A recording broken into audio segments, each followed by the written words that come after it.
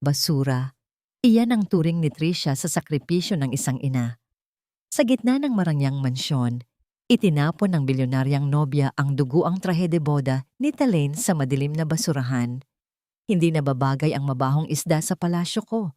Marahas na asik nito, ngunit ang akala niyang mahinang matanda ay babangon mula sa putik ng kahihiyan. Babasagin ni Talaine ang huwad na kaharian. Handa na ba siyang iligtas ang anak? I swear, Ate Tere, hindi ko na kaya ang amoy ng matandang yon. Amoy isdang bilasa na binilad sa araw. Nakakasuka. Isipin mo, bilyonaryo ang mapapangasawa ko, tapos ang magiging biyenan ko, mukhang basurera mula sa probinsya. Kailangan nating gawa ng paraan para hindi siya makapunta sa kasal.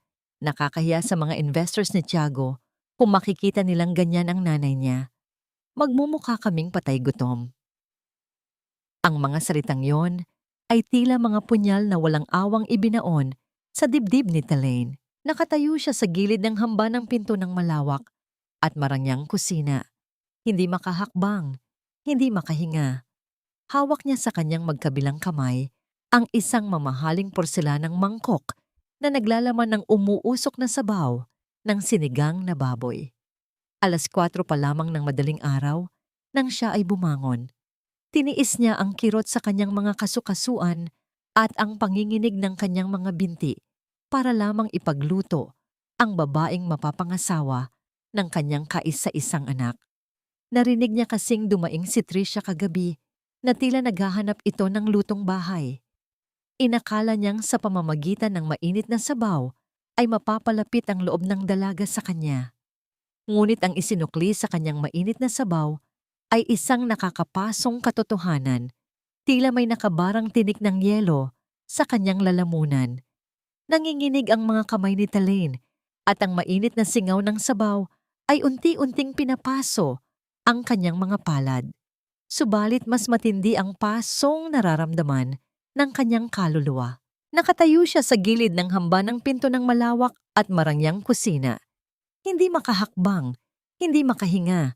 Hawak niya sa kanyang magkabilang kamay ang isang mamahaling porselanang mangkok na naglalaman ng umuusok na sabaw ng sinigang na baboy. 4:00 pa lamang ng madaling araw nang siya ay bumangon. Tiniis niya ang kirot sa kanyang mga kasukasuan at ang panginginig ng kanyang mga binti para lamang ipagluto ang babaeng mapapangasawa ng kanyang kaisa-isang anak. Ang amoy na kinadidirian ni Tricia ay ang mismong amoy ng sakripisyong nagtayo sa imperyong tinatamasa nila ngayon. Umaling-awngaw ang mabibigat, ngunit kalmadong hakbang mula sa hagdanang yari sa mamahaling kahoy. Pababa na si Tiago. Sa isang iglap, nagbago ang timpla ng boses ni Tricia mula sa kabilang ibayo ng sala. Nawala ang mapanghusgang tono nito. Ibinaba nito ang telepono at sinalubong ang binata ng isang matamis at malambing na tinig. "Oh, Tiago babe, good morning. Ang aga mo naman nagising. Masyado ka bang nag-aalala sa meeting mo mamaya?" Narinig ni Talaine ang banayad na tawa ng kanyang anak. Isang tawang puno ng pagmamahal at pagtitiwala sa babaeng kaharap. Humugot ng isang malalim at nanginginig na hininga si Talaine. Ipinunas niya ang kanyang mukha sa manggas ng kanyang lumang duster, nagsuot ng isang pilit at pagod na ngiti, at dahan-dahang humakbang palabas ng kusina, dala ang tray ng pagkain. Pagkakita sa kanya, nanlaki ang mga mata ni Tricia. Isang perpektong balat kayo ang ipinakita ng dalaga. Mabilis itong lumapit kay Talaine, umakbay ng bahagya, na tila nandidiri, ngunit itinatago sa likod ng matamis na ngiti. "Oh my God, Mommy Talaine! You cooked for me? Nag-abala pa po kayo, ang bango naman ng sinigang na ito. Sabi ko naman po sa inyo magpahinga na lang kayo sa kwarto niyo eh." Tumingin si Tiago sa kanyang ina. Ang mga mata nito ay puno ng kagalakan at pasasalamat nang makita ang tila magandang samahan ng dalawang pinakamahalagang babae sa kanyang buhay. "Ma, ang aga niyo naman pong nagising." Malamig na wika ni Tiago habang lumalapit upang kunin ang tray mula sa mga kamay ni Talaine. Ibinaba ni Talaine ang kanyang paningin Hindi niya kayang titigan ang inosenteng tuwa sa mga mata ng kanyang anak. Sa sandaling iyon, isang mainit na luha ang hindi niya napigilan. Tahimik itong pumatak at mabilis na nasipsip ng tela ng kanyang sadyang kinupas at sulsidong apron. Ang mantsang yun ng luha ay nagdala ng halimuyak ng kusina at ng alat ng dagat. Isang tahimik na saksi sa panlilinlang na nagaganap sa loob ng bahay na yon. Nang hawakan ni Tiago ang mga kamay ng kanyang ina upang kunin ang mangkok, kumunot ang noo ng binata. Naramdaman niya ang matinding panginginig at ang malamig na pawis sa mga palad ng matanda. Isang malamig na kabaligtaran ng mainit na sabaw na dala nito. Ma, bakit nanginginig po kayo? Nag-aalalang tanong ni Tiago, mahigpit na hinawakan ang mga daliri ng kanyang ina. Ang lamig-lamig ng mga kamay niyo. May masakit po ba sa inyo? Dahan-dahang nag-angat ng tingin si Talaine. Sa likod ng nag-aalalang balikat ni Tiago, nakita niya ang mukha ni Tricia. Wala na ang matamis ng ngiti. Ang mga mata ng dalaga ay matalim na nakatitig sa kanya, nagbabanta, nagbabala na huwag siyang magkakamaling sumira sa perpektong umaga na iyon. Isang malamig na mensahe ang nakaukit sa mga mata ng babae. Magsalita ka at sisirain ko ang anak mo. Bumilis ang tibok ng puso ni Talaine. Titig na titig si Tiago sa kanya, naghihintay ng sagot. Sasabihin ba niya ang laso na narinig ng kanyang sariling mga tainga? O lulunukin niya ang pait at patuloy na magpapakamatay ng unti-unti para lamang mabuhay ang ilusyon ng kaligayahan ng kanyang anak? Binawi ni Talaine ang kanyang nanginginig na mga kamay mula sa mahigpit na pagkakahawak ng kanyang anak. Pilit niyang inunat ang kanyang mga labi upang bumuo ng isang ngiti. Kahit papakiramdam niya, ay mabibiyak ang kanyang dibdib sa anumang sandali. Kinumbinsi niya si Tiago na malamig lamang ang simoy ng hangin mula sa bukas na bintana ng kusina, kaya siya nanginig. Tinalikuran niya ang nanlilisik na mga mata ni Tricia at nagdahilang masama ang kanyang pakiramdam upang makabalik sa kanyang silid. Sa loob ng maliit at madilim na kwartong inilaan para sa kanya sa pinakadulo ng mansyon, marahang idinampi ni Tiago ang mabangong haplas sa likod ng kanyang ina. Ang amoy ng mentol at eucalyptus ay tila isang makapangyarihang sasakyan na nagbalik sa kanilang mga gunita, ilang dekada na ang nakalilipas sa isang tagpi-tagping bahay sa Davao. Iyon ang mga panahong barya lamang ang kinikita ni Talaine mula sa pagtatahi ng mga sirang uniforme ng mga kapitbahay, ngunit buo at masaya ang kanilang maliit na mundo. Matapos haplasin ang likod ng matanda, maingat na pinasadahan ni Tiago ng kanyang palad ang mga lukot na bahagi sa balikat ng duster ng kanyang ina. Isa itong inosenteng gawi mula pa noong bata siya. Isang tahimik na paraan ng pagpapagaan sa pagod ng nag-iisang magulang na nagtaguyod sa kanya. Naramdaman ni Talaine ang init ng palad ng kanyang anak. Sa kabila ng pagbabago ng kanilang katayuan sa buhay, alam niyang nandoon pa rin ang batang lalaking nangakong aahon sa kanila mula sa kahirapan. Ngunit ang tahimik nilang sandali ay mabilis na ninakaw. Bumukas ang pinto at pumasok si Tricia dala ang isang makintab na tablet. Suot ang kanyang perpektong nangiti na hindi umaabot sa kanyang mga mata. Sa isang malambing na tinig, sinabi nitong kailangan nilang pag-usapan ang huling listahan ng mga bisita para sa kasal. Naupo ang dalaga sa tabi ni Tiago at ipinakita ang mahabang listahan ng mga pangalang hindi pamilyar kay Talaine. Mga politiko, bilyonaryong negosyante at mga kilalang pamilya sa Maynila. Gamit ang pinong boses na puno ng pag-aalala, ipinunto ni Tricia na lumagpas na sila sa kapasidad ng Marangyang Hotel at kailangan nilang magbawas ng bisita mula sa probinsya. Ang tinutukoy ng dalaga ay ang mga kamag-anak ni Talaine at ang mga kumari nitong nag-ambagan noong mga panahong walang-wala sila para lamang makapagtapos si Tiago sa kolehiyo. Kumunot ang noo ni Tiago. Pilit niyang ipinagtanggol na mahalaga ang mga taong yon sa kanyang ina at kailangan silang imbitahan. Subalit, marahang ipinatong ni Tricia ang kanyang maputing kamay sa dibdib ng binata. Nagbuntong hininga ang dalaga at nagpaalala tungkol sa tulong na ibinigay ng kanyang pamilya noong mga panahong muntik nang bumagsak at madeklara bilang bangkarote ang ng binata. Ipinaalala nito kung paanong ang kanyang ama ang gumamit ng impluwensya at nagbuhos ng milyon-milyong puhunan upang iligtas ang kumpanya ni Tiago. Ang mga bisitang gusto nitong isama ay ang mismong mga kasosyo ng kanyang ama na magpapatibay sa kinabukasan ng kanilang negosyo. Ang dating tuwid na balikat ni Tiago ay unti-unting bumagsak. Tila isang makapal at mabigat na kadena ang biglang pumulupot sa kanyang leeg. Ang hindi nakikitang tanikala ng utang na loob. Nakita ni Talaine kung paano namatay ang kislap ng pagtutol sa mga mata ng kanyang anak, napalitan ng pagkatalo at pagkaalipin sa mga utang na hindi niya kayang bayaran ng salapi lamang. Wala siyang magawa, kundi panoorin ang sariling anak na isuko ang kanyang mga prinsipyo.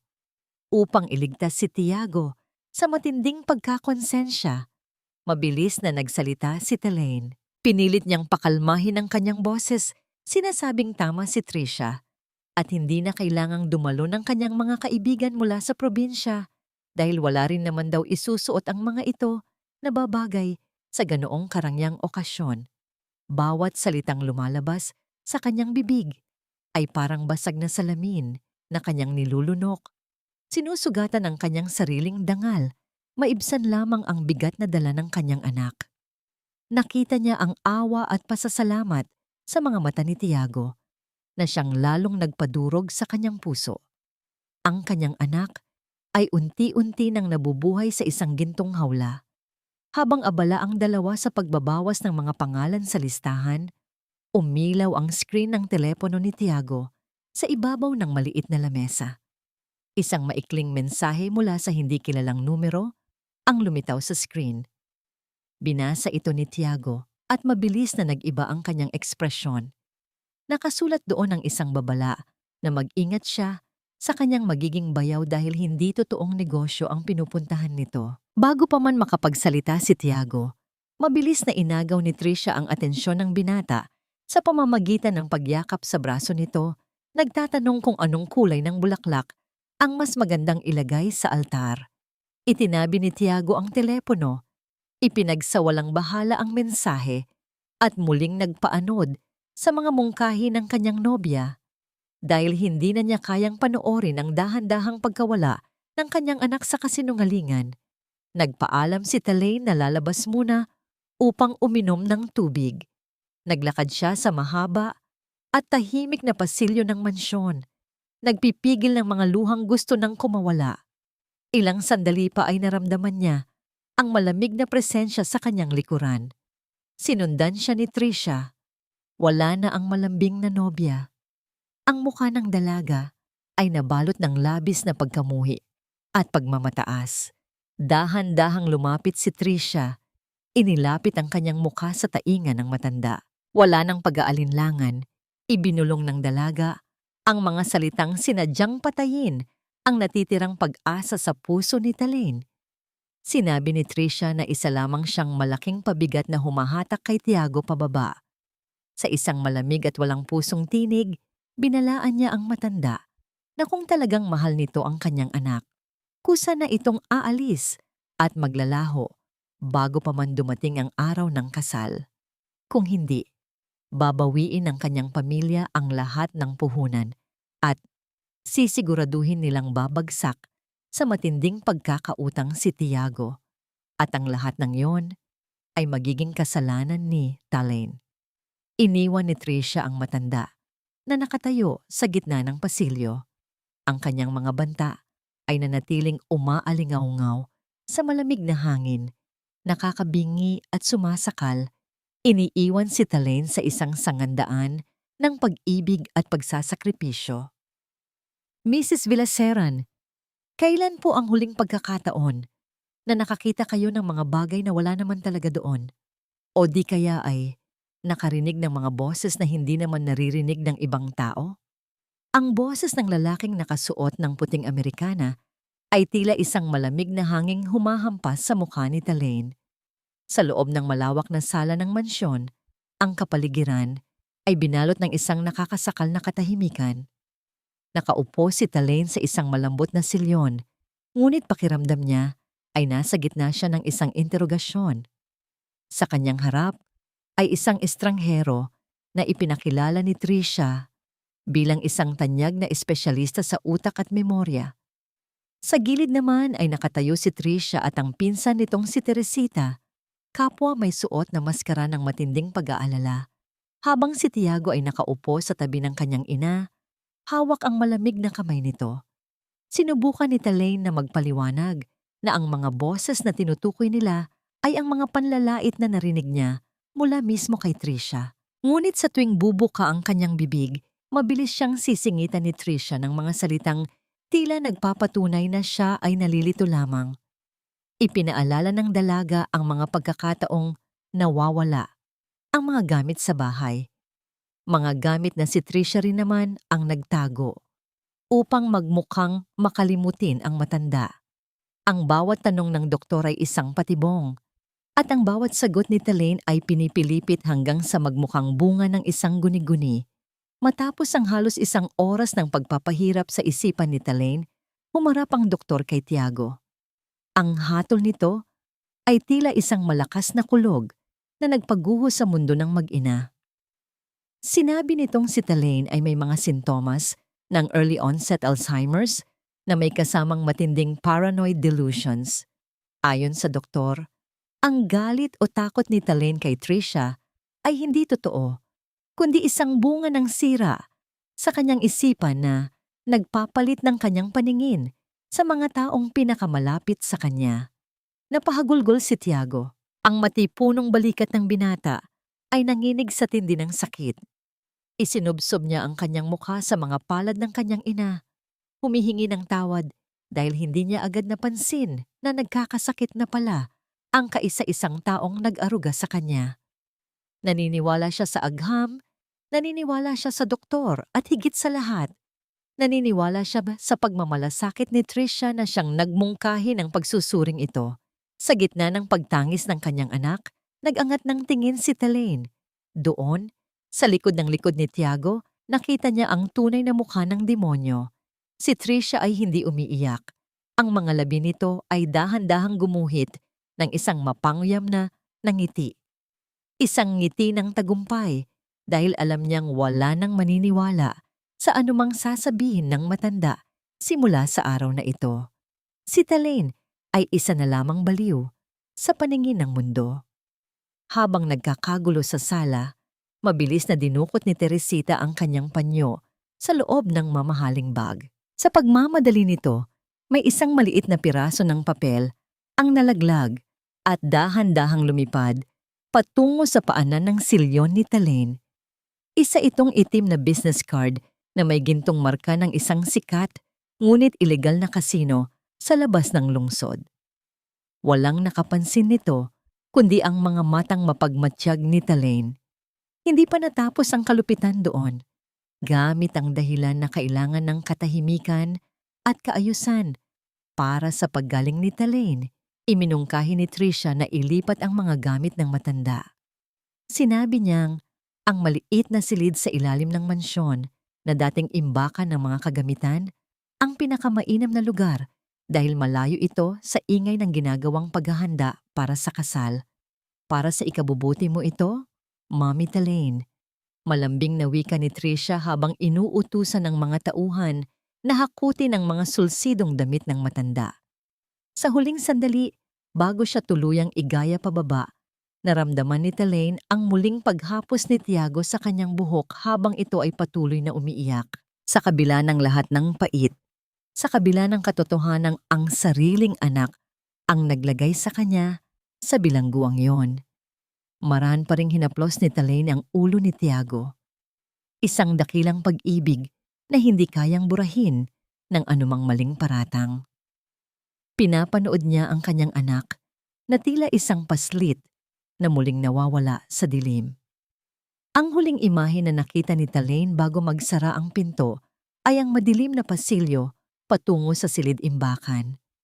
Ang tunay na nakakapangilabot ay hindi ang dilim ng silid, kundi ang tunay na kadiliman ng pusong nagplano ng lahat ng ito. Isang malakas na tunog ng bakal na naglalapat ang umalingaw-ngaw sa buong paligid. Ang tunog ng trangka ng pinto na tila nagbabaon sa kanya sa isang buhay na libingan. Sa ilalim ng malamig at madilim na silid-imbakan, ang tanging nagbibigay ng liwanag ay ang manipis na sinag ng buwan na pilit na dumadaan sa maliit na rehas ng bintana sa itaas. Doon sa gitna ng mga lumang kahon at alikabok, nakaupo si Talaine sa isang matigas na kahoy na upuan. Hindi siya natutulog. Ang kanyang isipan ay tila isang dagat na hinahampas ng malalakas na alon. Sa kanyang kanang kamay, mahigpit niyang hinahawakan ang isang kupas na litrato nila ni Tiago noong bata pa ito. Ang huling piraso ng kanyang katinuan na nagpapaalala sa kanya kung sino siya sa likod ng bansag na baliw na ibinigay sa kanya. Nang sumapit ang malalim na gabi, nang tumahimik na ang buong mansyon, dahan-dahang tumayo si Talaine. Dahil sa tagal niya sa pagtatahi, kabisado niya ang bawat sulok ng mga tela at kahoy. Ginamit niya ang isang maliit na hairpin upang buksan ang lumang trangka ng pinto. Isang kasanayang natutuhan niya noong mga panahong kailangan niyang magtipid sa lahat ng bagay. Sa bawat hakbang niya sa hagdan, patungo sa itaas, sinisiguro niyang walang nililikhang tunog ang kanyang mga paa. Ang kanyang layunin ay makuha ang isang mahalagang dokumento sa silid tanggapan ni Tiago na nakita niyang iniwan ni Tricia kanina.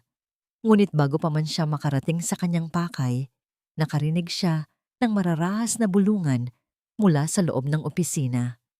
Mabilis siyang nagtago sa likod ng makapal na pelus na kurtina sa pasilyo.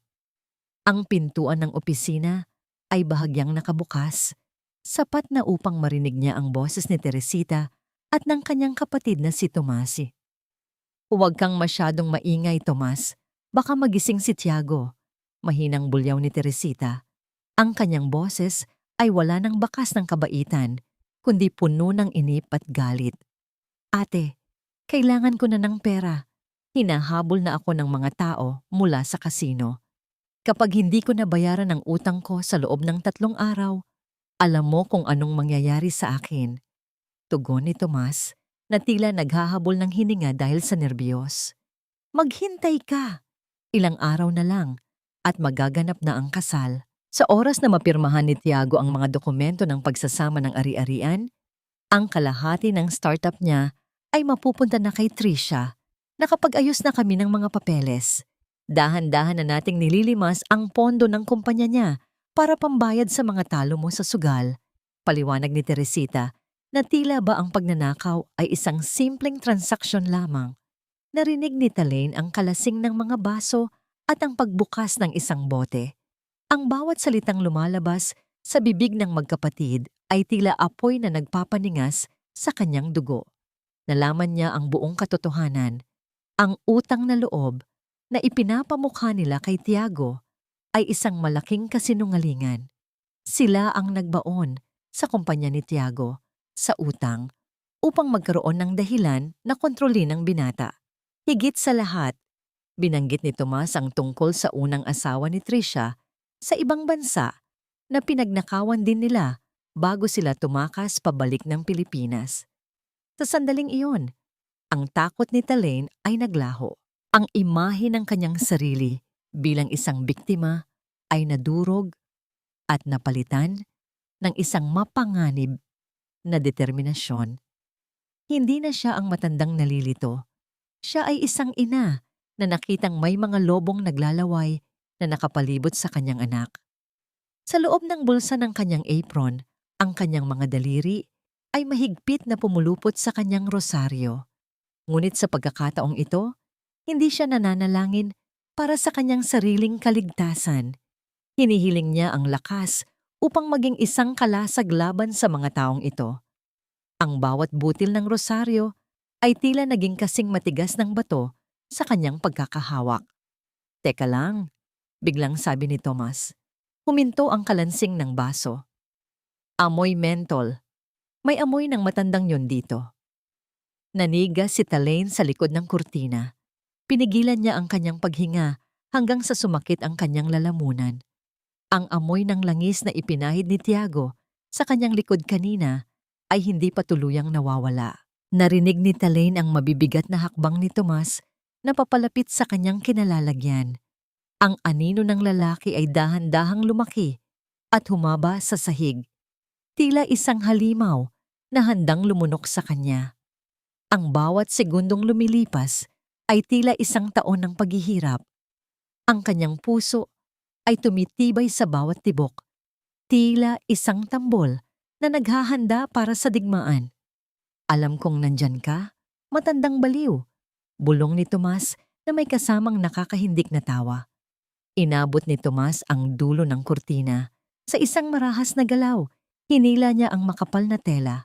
Ang liwanag mula sa loob ng opisina ay tumama sa mukha ni Talaine na ngayon ay wala ng bakas ng luha, kundi isang titig na kasing talim ng karayom na ginagamit niya sa pagtatahi.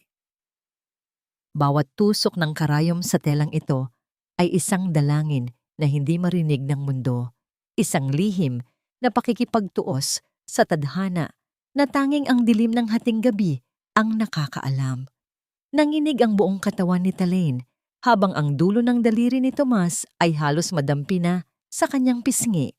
Ngunit bago pa man siya tuluyang mahuli, isang pusang gala ang biglang tumalon mula sa bukana ng bintana sa dulo ng pasilyo dahilan upang mabasag ang isang mamahaling florera na nakapatong sa pedestal.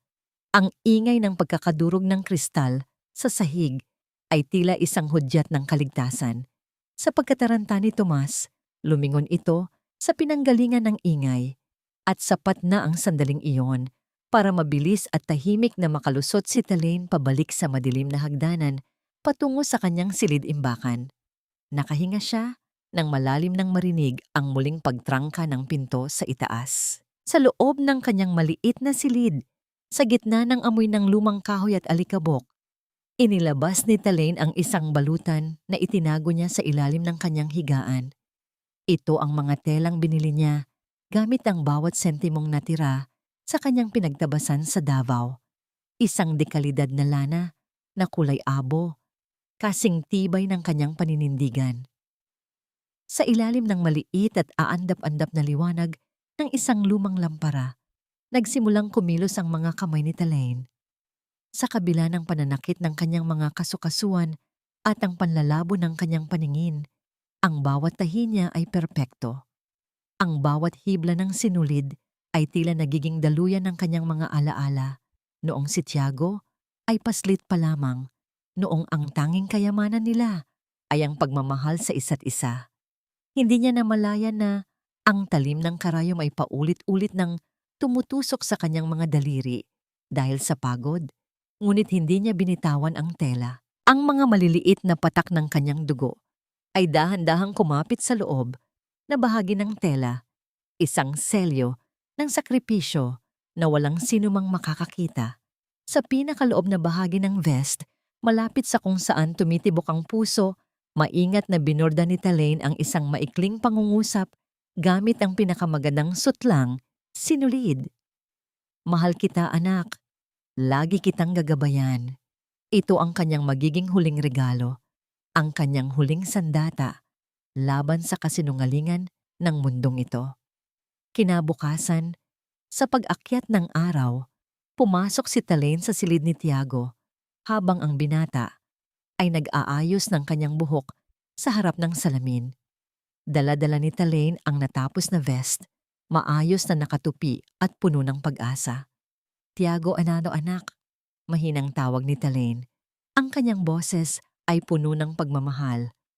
Itong vest na ito, tinahi ko ito para sa'yo. Ito ang gusto kong isuot mo sa iyong kasal. Bawat tahi nito ay galing sa puso ko. Tumingin si Tiago sa kanyang ina at sa isang saglit, nakita ni Talaine ang lumang pagkilala sa mga mata ng kanyang anak. Ngunit bago pa man makahawak si Tiago sa tela, bumukas ang pinto at pumasok si Trisha. Dala ang isang makintab na itim na kahon na may gintong tatak mula sa isang sikat na taga-disenyo sa Italia. "Babe, look!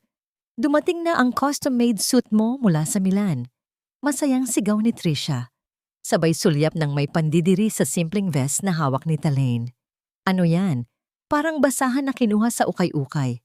Huwag mong sabihing balak mong isuot yan sa harap ng mga bisita natin. Nakakahiya, Tiago. Ang dadalo ay mga senador at CEO, hindi mga mangingisda sa Davao." Tumingin si Tiago sa vest ng kanyang ina. Pagkatapos ay sa mamahaling suit na hawak ni Trisha, nakita ni Talaine ang muling paglamlam ng mga mata ng kanyang anak. Dahan-dahang ibinaba ni Tiago ang kanyang kamay. "Ma, pasensya na po," bulong ni Tiago, hindi makatingin, nang diretso sa kanyang ina. "Tama si Trisha. Kailangan kong magmukhang disente sa araw na ito. Itabi niyo na lang po iyan. Baka sa ibang pagkakataon." Ang mga salitang "ibang pagkakataon" ay tila isang malakas na sampal sa mukha ni Talaine. Pinanood niya ang kanyang anak habang isinusuot ang mamahaling suit na tila ba ito ay isang baluti na lalong naglalayo sa kanila. Ang kanyang gawa, ang kanyang pag-ibig ay itinabi sa isang tabi na parang isang basurang walang halaga. Nang lumabas si Tiago at Trisha sa silid, naiwan si Talaine na hawak ang kanyang vest. Niyakap niya ito ng mahigpit, dinaramdam ang bawat tahi na ginawa niya ng may kasamang dugo at luha. Sa sandaling iyon, ang sakit ay napalitan ng isang malamig at matalim na desisyon. Hindi siya titigil hanggang hindi niya naililigtas ang kanyang anak mula sa mga taong pilit na kumikitil sa tunay nitong pagkatao. Ang halimuyak ng mamahaling pabango at ang tunog ng mahihinhin na tawanan ay pumapaimbulog sa malawak na dining hall ng mansyon. Sa ilalim ng naglalakihang kristal na chandelier, nagtitipon ang mga pinakamakapangyarihang negosyante sa lungsod upang ipagdiwang ang nalalapit na pag-iisang dibdib ni Tiago at Trisha. Ngunit sa kabilang dako ng karangyaan, sa madilim at masikip na kusina, tanging ang singaw ng kanin at ang init ng kalan ang kasama ni Talaine. Pinagbawalan siya ni Trisha na lumabas. Sinabi ng dalaga na ang kanyang presensya ay makakasira sa mood ng mga bisita. Ngunit sa kabila ng utos na ito, hindi mapakali ang puso ni Talaine. Alam niyang mula kaninang umaga ay wala pang kinakain si Tiago dahil sa sobrang abala sa mga papeles ng kumpanya. Sa isang maliit na bilao, maingat na inihanda ni Talaine ang paboritong kakanin ng kanyang anak, ang malagkit at matamis na bibingka na siya mismo ang nagluto gamit ang gata na kinuha niya mula sa likod bahay. Dahan-dahan siyang lumabas ng kusina. Suot ang kanyang kupas na apron na may mantsa ng harina. Sa gitna ng mga taong nakasuot ng seda at pelus, ang kanyang anyo ay tila isang anino mula sa nakaraan. Nang makarating siya sa bukana ng dining hall, nakita niya si Tiago na pilit nang ngumingiti habang kausap ang isang matandang investor. Ang pagod sa mga mata ng kanyang anak ay hindi nakatakas sa mapagmasid na paningin ng isang ina. "Tiago, anak." Mahinang tawag ni Talaine. Nais lamang niyang iabot ang merienda para sa binata. Ngunit bago pa man siya tuluyang makalapit, isang matulis na takong ang sadyang humarang sa kanyang dadaanan. Ang pagkawala ng balanse ni Talaine ay nagresulta sa pagtilapon ng bilao. Ang mga piraso ng kakanin ay nagkalat sa makintab at puting marmol na sahig, tila mga mantsa sa gitna ng perpektong gabi. Ang tunay na nakakasakit ay hindi ang pagkakadapa, kundi ang malutong na pagtawa ni Trisha na umalingaw-ngaw sa buong silid. "Oh my God! What is this mess?" Pasigaw na bulyaw ni Trisha, sapat na upang lumingon ang lahat ng bisita. "Mami Talaine, sabi ko naman sa inyo, huwag na kayong lalabas dito. Tignan niyo ang ginawa niyo. Mukhang palengke na ang dining room ko dahil sa dumi niyo." Hinarap ni Trisha ang kanyang mga bisita. Ang kanyang mukha ay puno ng pekeng kahihiyan. "Pasensya na po kayo. Ang matandang katulong na ito ay medyo ulyanin na.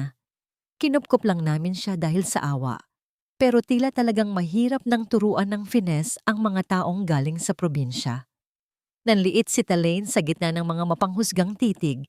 Nakita niya si Tiago na nakatayo lang doon. Ang kanyang mga kamao ay nakakuyom, ngunit ang kanyang mga paa ay tila nakabaon sa semento. Ang takot na mapahiya sa harap ng kanyang mga kasosyo ay mas matimbang kaysa sa dangal ng kanyang ina. Ang katahimikan ni Tiago ay tila 1,000 karayom na tumutusok sa puso ni Talaine.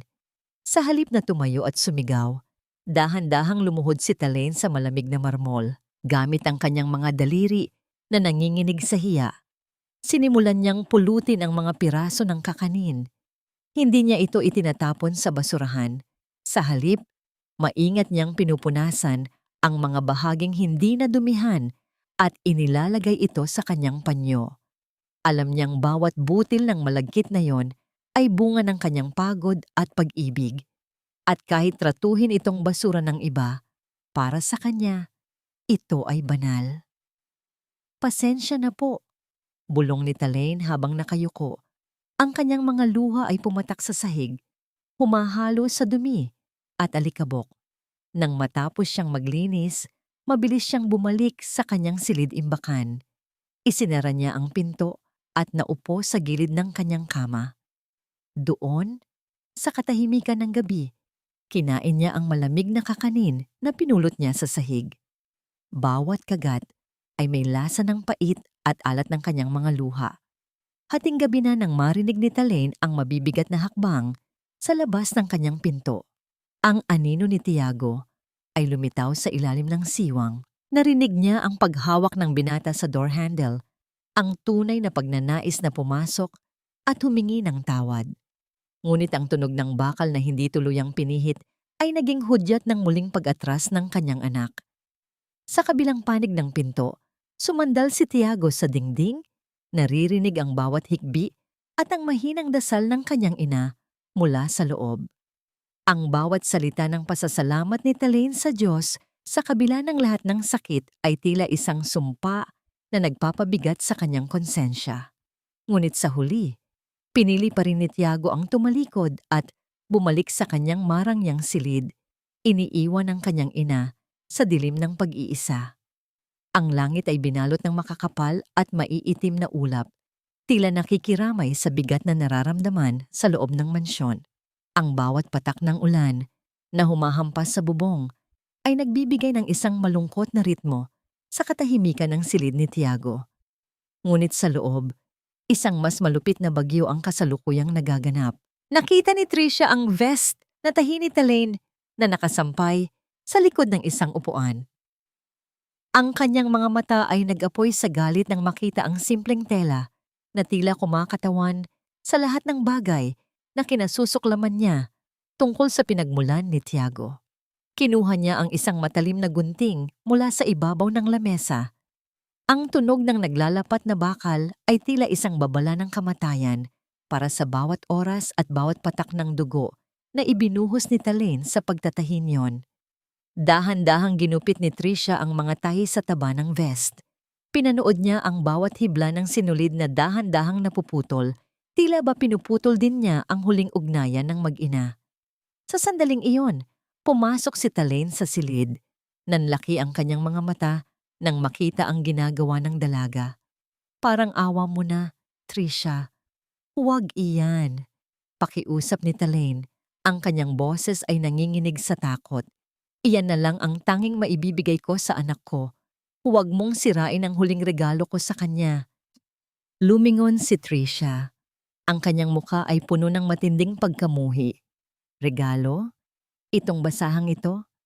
Isang kahihiyan ito, Mami Talaine. Sinisira mo ang image ni Tiago sa harap ng mga tao. At alam mo ba kung ano ang ginagawa natin sa mga basurang walang pakinabang? Sa isang marahas na galaw, kinaladkad ni Tricia ang vest patungo sa balkonahe. Ang hangin ay humahampas ng malakas at ang ulan ay lalong bumuhos ng matindi. Sa gitna ng dilim at lamig, itinaas ni Tricia ang vest at ipinakita ito kay Talaine bago ito binitiwan. Ang tela ay dahan-dahang nahulog mula sa itaas Sumasabay sa agos ng tubig-ulan patungo sa malaking basurahan sa labas ng mansyon kung saan naroon ang mga bulok na pagkain at dumi. Diyan ka nababagay at diyan din nababagay ang lahat ng alaala mo sa kanya. Malamig na wika ni Tricia bago tinalikuran ng matanda at pabalas na isinara ang pinto ng balkonahe. Hindi nagatubili si Talaine. Kahit pa ang kanyang mga binti ay mahina na at ang kanyang katawan ay nanginginig sa ginaw, tumakbo siya pababa ng hagdan. Lumabas siya ng mansyon at hinayaan ang kanyang sarili na mabasa ng husto ng ulan. Ang bawat hakbang niya sa putikan ay puno ng pagdurusa, ngunit ang tanging nasa isip niya ay ang makuha ang vest. Nang makarating siya sa malaking basurahan, hinalughog niya ang bawat sulok nito. Ang amoy ng nabubulok na basura ay pumasok sa kanyang ilong at ang dumi ay kumapit sa kanyang mga kuko at damit. Ngunit nang makita niya ang kulay abong tela sa ilalim ng mga plastik at tira-tirang pagkain, mabilis niya itong kinuha at niyakap ng mahigpit. Ang vest ay basang-basa, mabaho at puno ng putik, ngunit para kay Talaine, ito pa rin ang pinakamahalagang bagay sa mundo.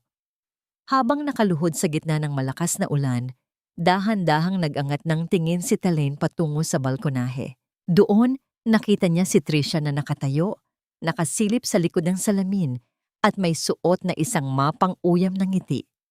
Ang tawanan ng dalaga ay hindi man niya naririnig dahil sa lakas ng kukulog, ngunit nakikita niya ang bawat kislap ng tagumpay sa mga mata nito.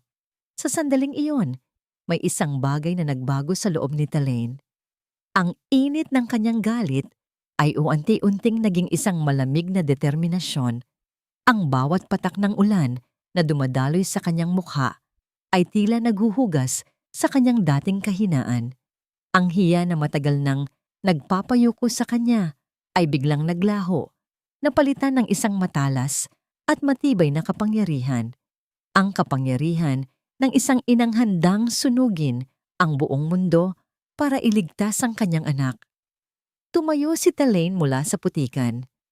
Ang kanyang tindig ay hindi na tila isang matandang ulyanin, kundi isang babaeng nakahanap na ng kanyang sandata. Tumingin siya ng diretso sa mga mata ni Tricia mula sa malayo. Hindi na siya aatras, hindi na siya tatahimik kung kailangang dumaan sa putik at basura para iligtas si Tiago. Gagawin niya ito at sisiguraduhin niyang sa huli ang katotohanan ang magiging pinakamalinaw na liwanag sa gitna ng lahat ng duming ito. Doon siya nababagay sa likod ng mga bakal na rehas kung saan walang makakarinig sa kanyang mga hibik. Sa oras na mapirmahan ni Tiago ang marriage contract bukas, itutuloy na natin ang paglipat sa matandang yan sa San Jose Retreat House. Hindi iyon isang bakasyonan, Tomas. Isa yung kulungan para sa mga baliw na wala ng pag-asang gumaling. Ang boses ni Tricia ay tila isang malamig na bulong ng kamatayan na gumapang sa madilim na pasilyo ng mansyon. Sa loob ng silid-laba, nakatayo si Talaine. Basang-basa pa rin ang kanyang duster mula sa ulan habang maingat na pinupunasan ng malinis na bimpo ang kanyang kulay abong vest. Ang bawat salita ni Tricia ay tila isang malakas na hampas sa kanyang likuran. Ngunit sa pagkakataong ito, hindi siya natumba. Ang takot na dati ay nagpapakitil sa kanyang boses ay napalitan ng isang matalas na pakiramdam ng pag-iingat. Siguraduhin mo lang na hindi siya makakatakas, Tricia, sagot ni Tomas na may kasamang malutong na tawa. Kapag nakuha na natin ang pirma ni Tiago sa joint property agreement, wala na siyang magagawa. Lahat ng kinita ng startup niya ay mapupunta sa atin. Mababayaran ko na ang lahat ng utang ko sa kasino at maiiwan siyang hawak ang isang kumpanyang butas na ang bulsa. Sa loob ng kadiliman, naramdaman ni Talaine ang mabilis na pagtibok ng kanyang puso. Hindi lamang ang kanyang kalayaan ang nakataya, kundi ang buong buhay na pinaghirapan ni Tiago. Ang kanyang anak ay hindi lamang ikakasal sa isang impostora. Ikakasal siya sa isang lintana handang sipsipin ang bawat patak ng kanyang tagumpay hanggang sa wala nang matira. Ang plano nilang itapon siya sa isang institusyong pangkaisipan ay isang paraan upang tuluyang patahimikin ang tanging tao na nakakaalam ng kanilang tunay na kulay. Isang mahinang tunog ng pagbukas ng pinto ang narinig ni Talaine. Mabilis siyang nagtago sa likod ng malaking washing machine. Isang anino ang dahan-dahang pumasok sa silidlaba. Akala ni Talaine ay huli na siya, ngunit nang maaninag niya ang mukha ng pumasok, nakita niya si Aling Nena, ang matandang tagapagluto sa mansyon na palaging nagbibigay sa kanya ng sobrang pagkain ng patago. May bitbit si Aling Nena na isang maliit na binalot na kahon. "Aling Talaine, alam kong nandyan ka," mahinang bulong ni Nena. "Huwag kang matakot. May dumating na package para sa'yo mula sa Davao." Hinarang ito ni Tricia sa gate kanina, pero nakuha ko ito nang hindi nila napapansin. "Gamitin mo ito, Aling Talaine.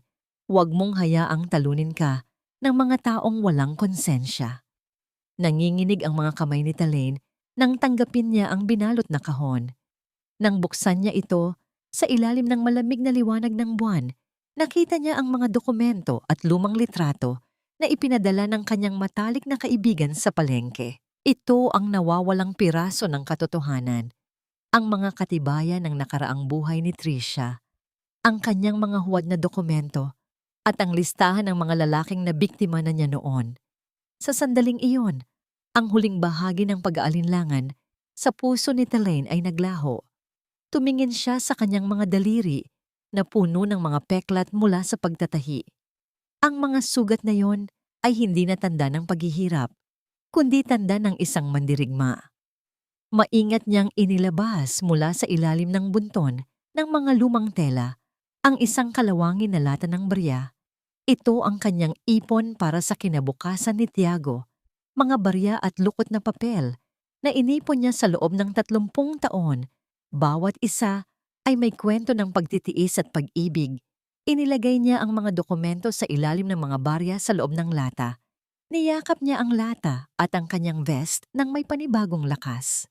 Ang sikat ng araw na dahan-dahang sumisilip sa bukana ng bintana ay hudyat na dumating na ang araw ng kasal. Ang araw na dapat sana ay simula ng kaligayahan ni Tiago. Ngunit sa plano ni Talaine, ito ang magiging araw ng paniningil. Hahayaan ba niyang mabulok ang kanyang anak sa mga kamay ng mga halimaw na ito dahil lamang sa takot siyang mapahiya sa harap ng maraming tao? O gagamitin niya ang kanyang huling hininga upang wasakin ang maskara ng mga taong pilit na kumikitil sa kanilang dangal? Ang sagot ay nakasulat na sa kanyang mga matang, hindi na marunong sumuko. Ang bango ng mga mamahaling bulaklak sa loob ng Manila Cathedral ay tila nakakasakal para kay Tiago. Sa bawat dako ng naglalakihang haligi ng simbahan, ang mga puting rosas at liryo ay nagkakalat ng halimuyak na sumasagisag sa yaman at kapangyarihan. Nakatayo siya sa harap ng altar, suot ang kanyang itim na suit na galing pa sa ibang bansa. Ngunit ang kanyang kalooban ay binalot ng isang hindi maipaliwanag na kaba. Paulit-ulit siyang lumingon sa pintuan, hinahanap ang pamilyar na mukha ng kanyang ina, ngunit tanging ang mga estrangherong naka-Amerikana at mga babaeng naka-gown ang kanyang nakikita. Sa kabilang dako, si Tricia ay tila isang reyna sa kanyang puting belo. Ang kanyang mga mata ay nagniningning sa tuwa, hindi dahil sa pag-ibig, kundi dahil sa nalalapit na tagumpay ng kanyang mga plano. Para sa kanya, ang katahimikan ni Talaine ay nangangahulugang na itapon na ito sa limot. Akala niya ay nakuha na niya ang lahat at ang kailangan na lamang ay ang pirma ni Tiago upang tuluyang maangkin ang kahariang kinuha niya sa pamamagitan ng panlilinlang. Samantala, sa gitna ng maingay at mainit na kalsada ng Intramuros, naglalakad ang isang babaeng tila galing sa ibang panahon. Si Talaine ay nakasuot ng kanyang lumang Filipiniana na kulay kupas na asul, ang tanging damit na itinuturing niyang pinakamahalaga dahil ito ang isinuot niya noong graduation ni Tiago. Ang kanyang mga hakbang ay mabagal ngunit puno ng paninindigan, kahit pa ang kanyang mga lumang tsinelas ay tila bibigay na sa tigas ng kalsada. Yakap-yakap ni Talaine ang isang kalawangin na lata ng biskwit. Ang bawat paggalaw niya ay naglilikha ng tunog ng nag-uumpugang mga barya sa loob nito. Isang magaspang at mabigat na tunog na tila nagkukwento ng 30 taon ng pagtitiis. Bawat barya sa loob ng latang iyon ay may katumbas na kwento. Isang araw na hindi siya kumain para may pambili ng gamot si Tiago. Isang gabing puyat sa pagtatahi para may pambayad sa matrikula at bawat patak ng pawis sa ilalim ng sikat ng araw sa Davao. Ito ang kanyang selyo ng pag-ibig, ang kanyang tanging yaman na hindi kayang tapatan ng anumang ginto sa loob ng katedral. Isang itim na sasakyan ang dahan-dahang sumusunod sa kanyang likuran. Ang mga bintana nito ay madilim at tila nagmamasid sa bawat galaw ng matanda. Ngunit hindi na lumingon si Talaine. Ang takot at hiya na dati ay nagpapayuko sa kanya sa harap ng mga mayayaman ay tuluyan ng natunaw. Ang kanyang hiya ay napalitan ng isang banal na tungkulin. Hindi na siya nahihiyang ipakita ang kanyang pagkabahaw at kahirapan dahil alam niyang ang kalawang sa kanyang hawak na lata ay mas malinis pa kaysa sa budhi ng mga taong nasa loob ng simbahan. Huminto siya sa harap ng naglalakihang pintuang kahoy ng Manila Cathedral. Mula sa loob, narinig niya ang pagsisimula ng tugtog ng organo. Ang hudyat na ang seremonya ay nasa pinakamahalagang bahagi na. Ramdam niya ang panginginig ng kanyang mga tuhod, ngunit hinigpitan niya ang pagyakap sa kalawangin na lata at sa basang vest na kanyang itinago sa loob ng isang plastik. Dahan-dahang itinaas ni Talaine ang kanyang kamay patungo sa malaking hawakan ng pinto na yari sa tanso. Ang lamig ng metal ay gumuhit sa kanyang palad, ngunit ang init ng kanyang determinasyon ang nanaig. Alam niyang sa pagbukas ng pintong ito, wala nang balikan. Maaring itakwil siya ng kanyang anak, maaring kutyain siya ng buong mundo, ngunit hindi niya hahayaang mabulok ang buhay ni Tiago sa piling ng isang kasinungalingan. Sa loob ng simbahan, nagsimula ng magsalita ang pari. Tinatanong ang mga saksi kung mayroon bang anumang hadlang sa pag-iisang dibdib ng dalawa. Isang nakakabinging katahimikan ang bumalot sa katedral. Sa sandaling iyon, ang mabigat na tunog ng pagbukas ng pintong kahoy ay umalingaw-ngaw sa buong paligid. Kasunod ng pagpasok ng isang liwanag na nagmula sa labas na nagpapakita sa anino-muno ng isang babaeng gulanit, ang anyo. Ngunit may pusong ginto. Bumukas ang dambuhalang pinto ng katedral at pumasok ang isang nakakasilaw na liwanag mula sa labas na tila isang banal na paghatol na nagmumula sa langit. Sa gitna ng liwanag na yon, aninag ang payat at huklubang anino ni Talaine. Ang bawat yabag ng kanyang kupas na tsinelas sa makintab na marmol ay lumilikha ng isang kakaibang tunog sa gitna ng nakakabinging katahimikan ng katedral. Ang mga senador, mga mayayaman at mga kilalang tao sa Maynila ay sabay-sabay na lumingon. Ang kanilang mga mukha ay puno ng pagtataka at pandidiri sa anyo ng babaeng tila isang pulubi sa gitna ng palasyo. Nanigas si Tiago sa harap ng altar. Ang kanyang puso ay tila tumigil sa pagtibok nang makita ang kanyang ina, hindi ang ina na inilarawan ni Tricia na baliw at ulyanin, kundi ang ina na nagsuot ng kanyang pinakamahalagang damit kahit na ito ay sado at kupas na. Nakita niya ang panginginig ng mga binti ni Talaine, ngunit nakita rin niya ang apoy ng katapatan sa mga mata nito na matagal na niyang kinalimutan. Ang tanging salitang lumabas sa bibig ni Tiago, isang mahinang bulong na puno ng pagkalito. Mabilis na kumilos si Teresita. Lumapit siya sa mga gwardya at pabulong na nag-utos na ilabas ang baliw na matanda bago pa ito makalapit sa altar. Ngunit bago pa man mahawakan ng mga gwardya si Talaine, itinaas ng matanda ang kanyang kamay. Ang kanyang boses Kahit mahina at nanginginig, ay umalingaw-ngaw sa bawat sulok ng katedral na tila isang kulog. Huwag niyo akong hahawakan. Hindi ako rito bilang isang kaaway. Narito ako bilang isang ina na magbibigay ng huling selyo sa kasal ng aking anak. Wika ni Talaine habang diretso ang tingin sa mga mata ni Tiago. Lumapit si Talaine sa gitna, sa pagitan ng mga hanay ng mga bisitang tila nandidiring madampyan ng kanyang suot. Nang makarating siya sa harap ni Tiago at Tricia, dahan-dahan niyang inilapag sa paanan ng altar ang kalawang ginalata ng biskwit. Sa isang marahang galaw, binuksan niya ang takip nito. Ang tunog ng pagkiskis ng kalawang sa bakal ay tila isang mapait na musika sa gitna ng karangyaan. Dahan-dahang tumagilid ang lata, at mula sa loob nito ay bumuhos ang libu-libong barya at mga lukot na papel na piso. Ang tunog ng nag-uumpugang tanso at pilak na humahalik sa malamig na marmol ay tila isang kwento ng 30 taon ng pagtitiis na biglang isinalaysay sa harap ng lahat. Nakita ng mga bisita ang mga baryang may dumi pa ng lupa, mga baryang kinuha mula sa pagtitinda ng isda, pagtatahi ng basahan at pagtitipid sa bawat subo ng kanin. Iyan ang yaman ko, Tiago. Simula ni Talaine, ang kanyang mga luha ay dahan-dahang dumadaloy sa kanyang kulubot na pisngi. Bawat barya riyan, anak, ay may bahid ng dugo mula sa tusok ng karayom sa aking mga daliri. Iyan ang 100,000 piso na inipon ko para sa selyo ng iyong kaligayahan.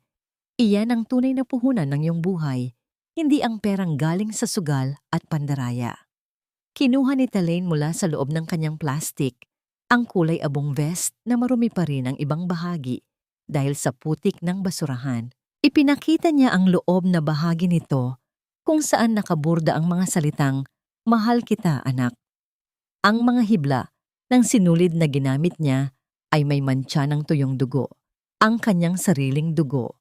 Namutla si Tricia, ang kanyang kamay na may suot na mamahaling singsing ay nanginginig sa galit at takot. Sinubukan niyang agawin ang atensyon ni Tiago. Tinatawag itong isang palabas ng isang baliw, ngunit hindi na nakikinig ang binata.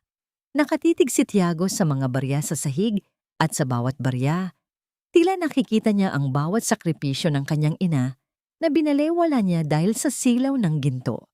Sa gitna ng tensyon, inilabas ni Talaine mula sa ilalim ng lata ang mga dokumentong ipinadala mula sa Davao. Ang mga papel na naglalaman ng tunay na pagkatao ni Tricia at ang listahan ng mga utang ng pamilya nito. Iniabot niya ito kay Tiago, hindi nang may galit, kundi nang may habag. Anak, ang pag-ibig ay hindi isang negosyo, at ang isang pamilya ay hindi itinatayo sa ibabaw ng mga bangkay ng dangal ng ibang tao. Bulong ni Talaine. Sa sandaling iyon, ang maskara ng katahimikan sa katedral ay tuluyan ng nawasak. Ang mga bisita ay nagsimulang magbulungan at ang mga mata ng lahat ay nakatuon na kay Tricia na tila isang hayop na nakulong sa isang sulok. Ang hangin sa loob ng katedral ay tila lalong bumigat, naghihintay sa susunod na hakbang ng binatang nawala ang landas, ngunit ngayon ay tila muling nakakakita. Walang hiya kang matanda ka. Bakit ka ba narito? Bakit kailangang dalahin mo ang dumi at baho mo sa pinakaimportanteng araw ng buhay ko? Ang tinig ni Tricia ay tila isang matulis na kidlat na bumasag sa kabanalan ng katedral. Wala na ang mahinhin at malambing na boses ng isang dalagang Pilipina. Ang kanyang mukha ay namula sa tindi ng galit. Ang kanyang mga mata ay nanlilisik habang nakatingin sa mga barya sa sahig na tila ba ang mga ito ay mga uod na nandidiri siyang makita. Sa gitna ng kanyang pagkapahiya, nawala ang kanyang kontrol. Marahas niyang hinablot ang mikropono mula sa kamay ng paring, tila naging estatwa sa gulat. Tignan niyo ang matandang ito. Ang akala niyo ba ay isang dakilang ina siya? Hindi. Isa siyang pabigat. Isang ulyanin na walang ibang ginawa, kundi sirain ang reputasyon ni Tiago. Pasigaw na bulyaw ni Tricia. Ang kanyang boses ay umalingaw-ngaw sa bawat sulok ng simbahan sa pamamagitan ng mga speaker.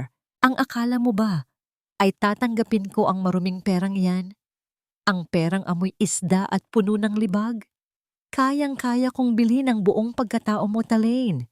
Ang tanging kailangan ko lang ay ang pirma ng anak mo para maging akin ang lahat. At pagkatapos noon, itatapon kita sa lugar kung saan nararapat ang mga tulad mo, sa basurahan. Isang malakas na singhap ang narinig mula sa mga bisita.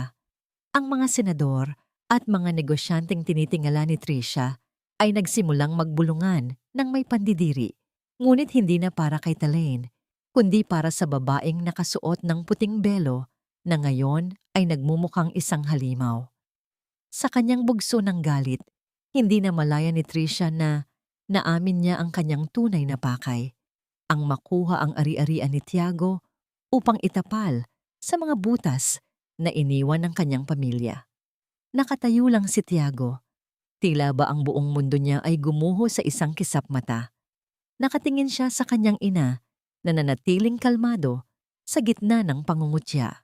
Nakita niya ang mga kamay ni Talaine, ang mga kamay na may mga peklat, ang mga kamay na tila naging kalyo na sa katatrabaho para sa kanya. Ibinaling niya ang kanyang tingin sa vest na hawak ng kanyang ina. Nakita niya ang burdang mahal kita, anak, na ngayon ay may bahid ng tuyong dugo mula sa mga sugat ni Talaine. Sa sandaling iyon, ang bawat kasinungalingan ni Tricia tungkol sa Alzheimer's at pagkabaliw ng kanyang ina ay natunaw na parang asukal sa ulan. Tricia, sapat na, mahinang wika ni Tiago. Ang kanyang boses ay malamig, walang emosyon, at puno ng matinding pagkamuhi sa sarili. Ano, Tiago? Huwag mong sabihing naniniwala ka sa dramang ito? Asik ni Tricia. Pilit na ibinabalik ang kanyang maskara, ngunit huli na ang lahat. Kailangan natin ang bawat sentimo para sa merger ng mga kumpanya natin. Huwag mong hayaang masira ang lahat dahil sa mga baryang ito. Dahan-dahang kinuha ni Talaine ang mga dokumento mula sa kanyang bulsa at inilatag ang mga ito sa ibabaw ng marriage contract na nasa lamesa sa harap ng altar. Ang mga litrato ni Tricia, kasama ang kanyang unang asawa na pinagnakawan din nila, ang mga record ng utang ni Tomas sa Songbak at ang tunay na pagkakakilanlan ng pamilyang Valmonte bilang mga profesional na manloloko. Iyan ang merger na sinasabi mo, Tricia? Tanong ni Talaine. Ang kanyang boses ay puno ng habag.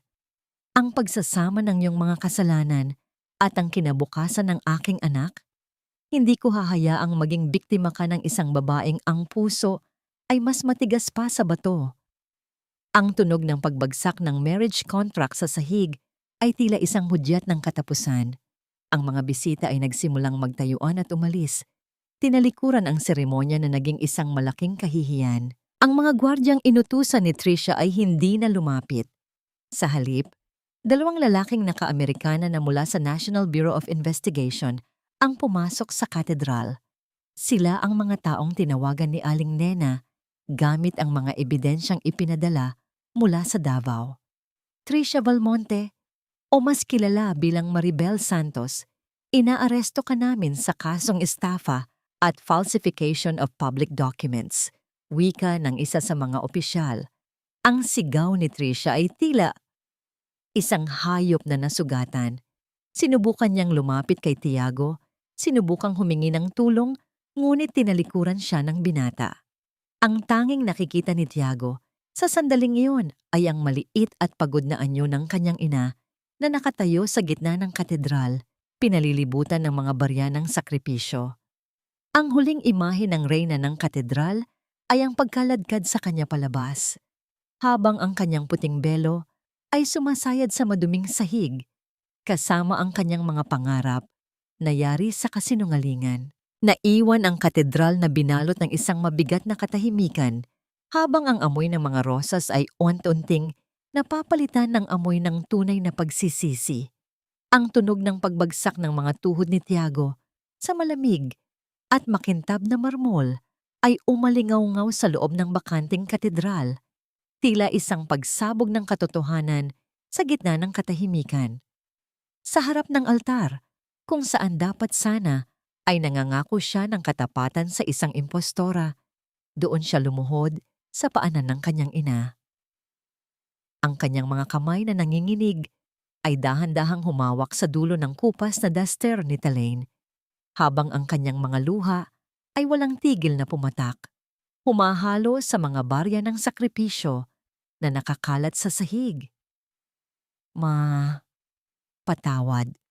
Patawarin niyo po ako.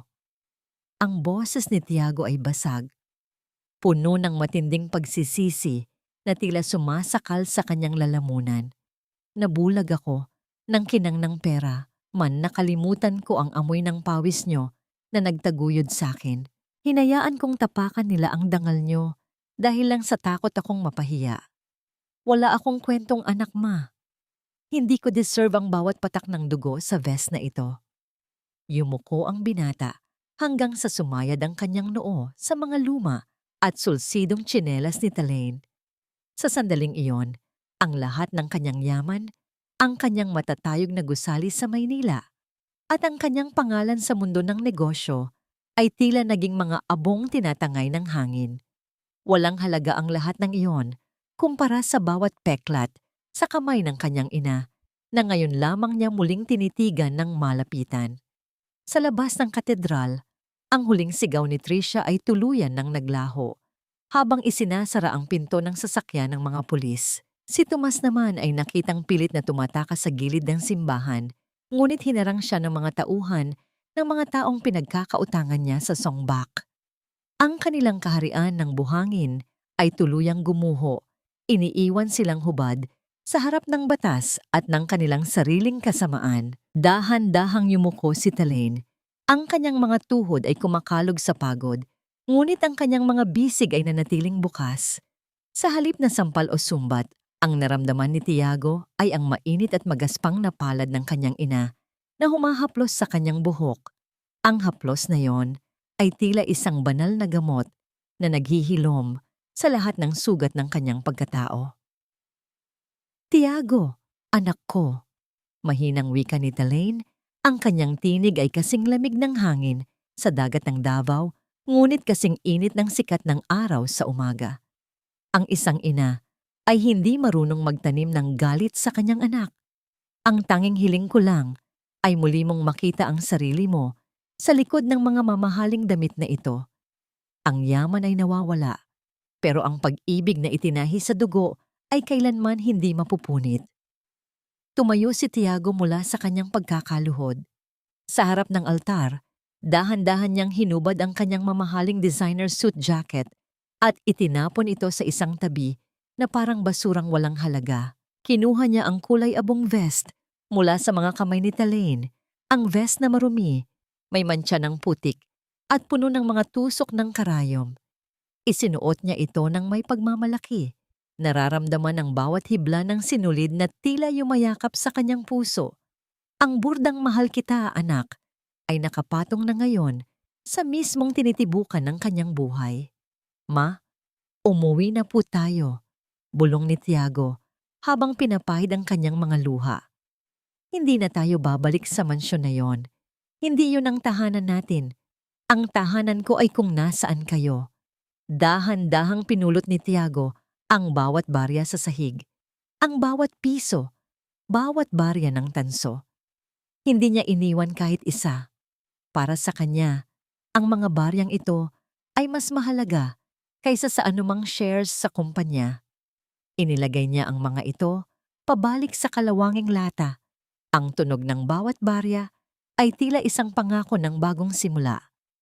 Magkahawak kamay na naglakad ang mag-ina palabas ng katedral. Ang sikat ng araw ay tumama sa kanilang mga mukha, nagbibigay ng isang ginintuang liwanag sa gitna ng intramuros.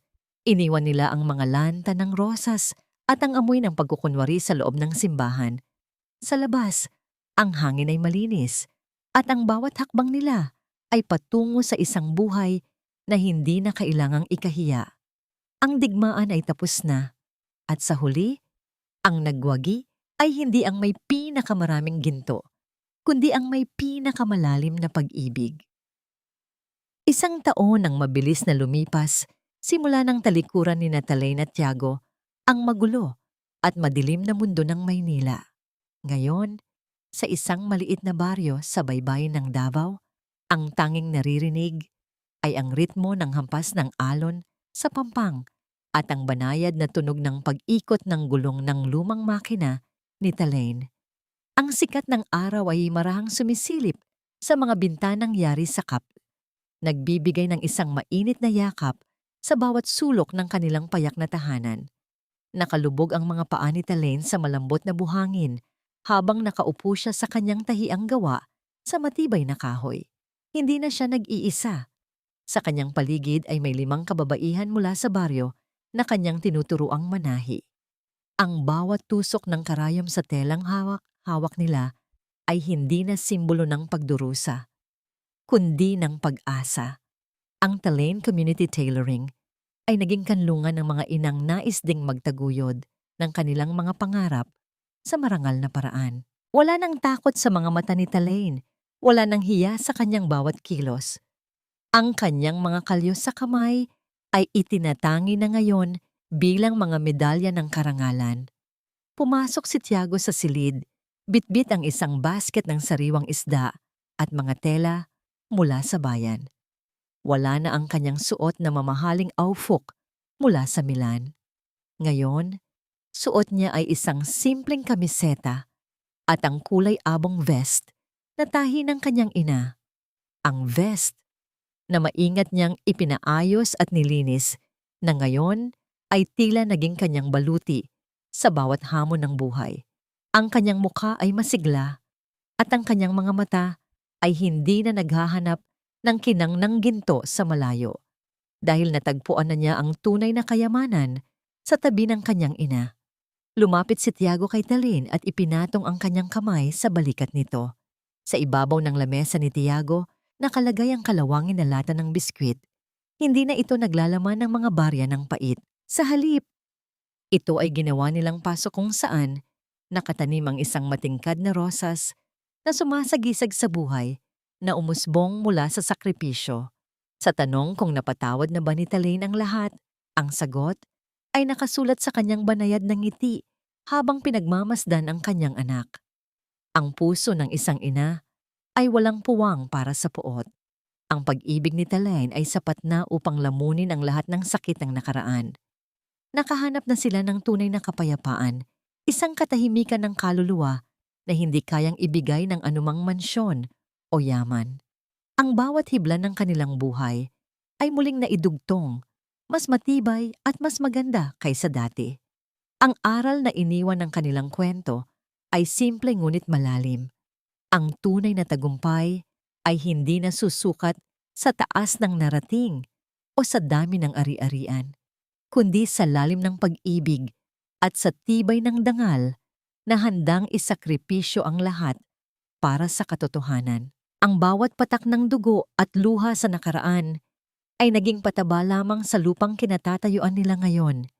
Isang lupang matatag, payapa, at puno ng pag-asa. Humilig si Talain sa balikat ng kanyang anak, habang ang tunog ng makina ay nagpapatuloy sa paghabi ng kanilang bagong bukas.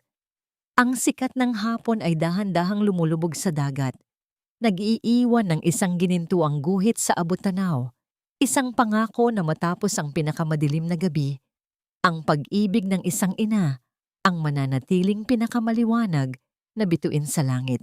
Pasensya na po, bulong ni Talain habang nakayuko. Ang kanyang mga luha ay pumatak sa sahig, humahalo sa dumi at alikabok. Nang matapos siyang maglinis, mabilis siyang bumalik sa kanyang silid-imbakan. Isinara niya ang pinto at naupo sa gilid ng kanyang kama. Doon, sa katahimikan ng gabi, kinain niya ang malamig na kakanin na pinulot niya sa sahig.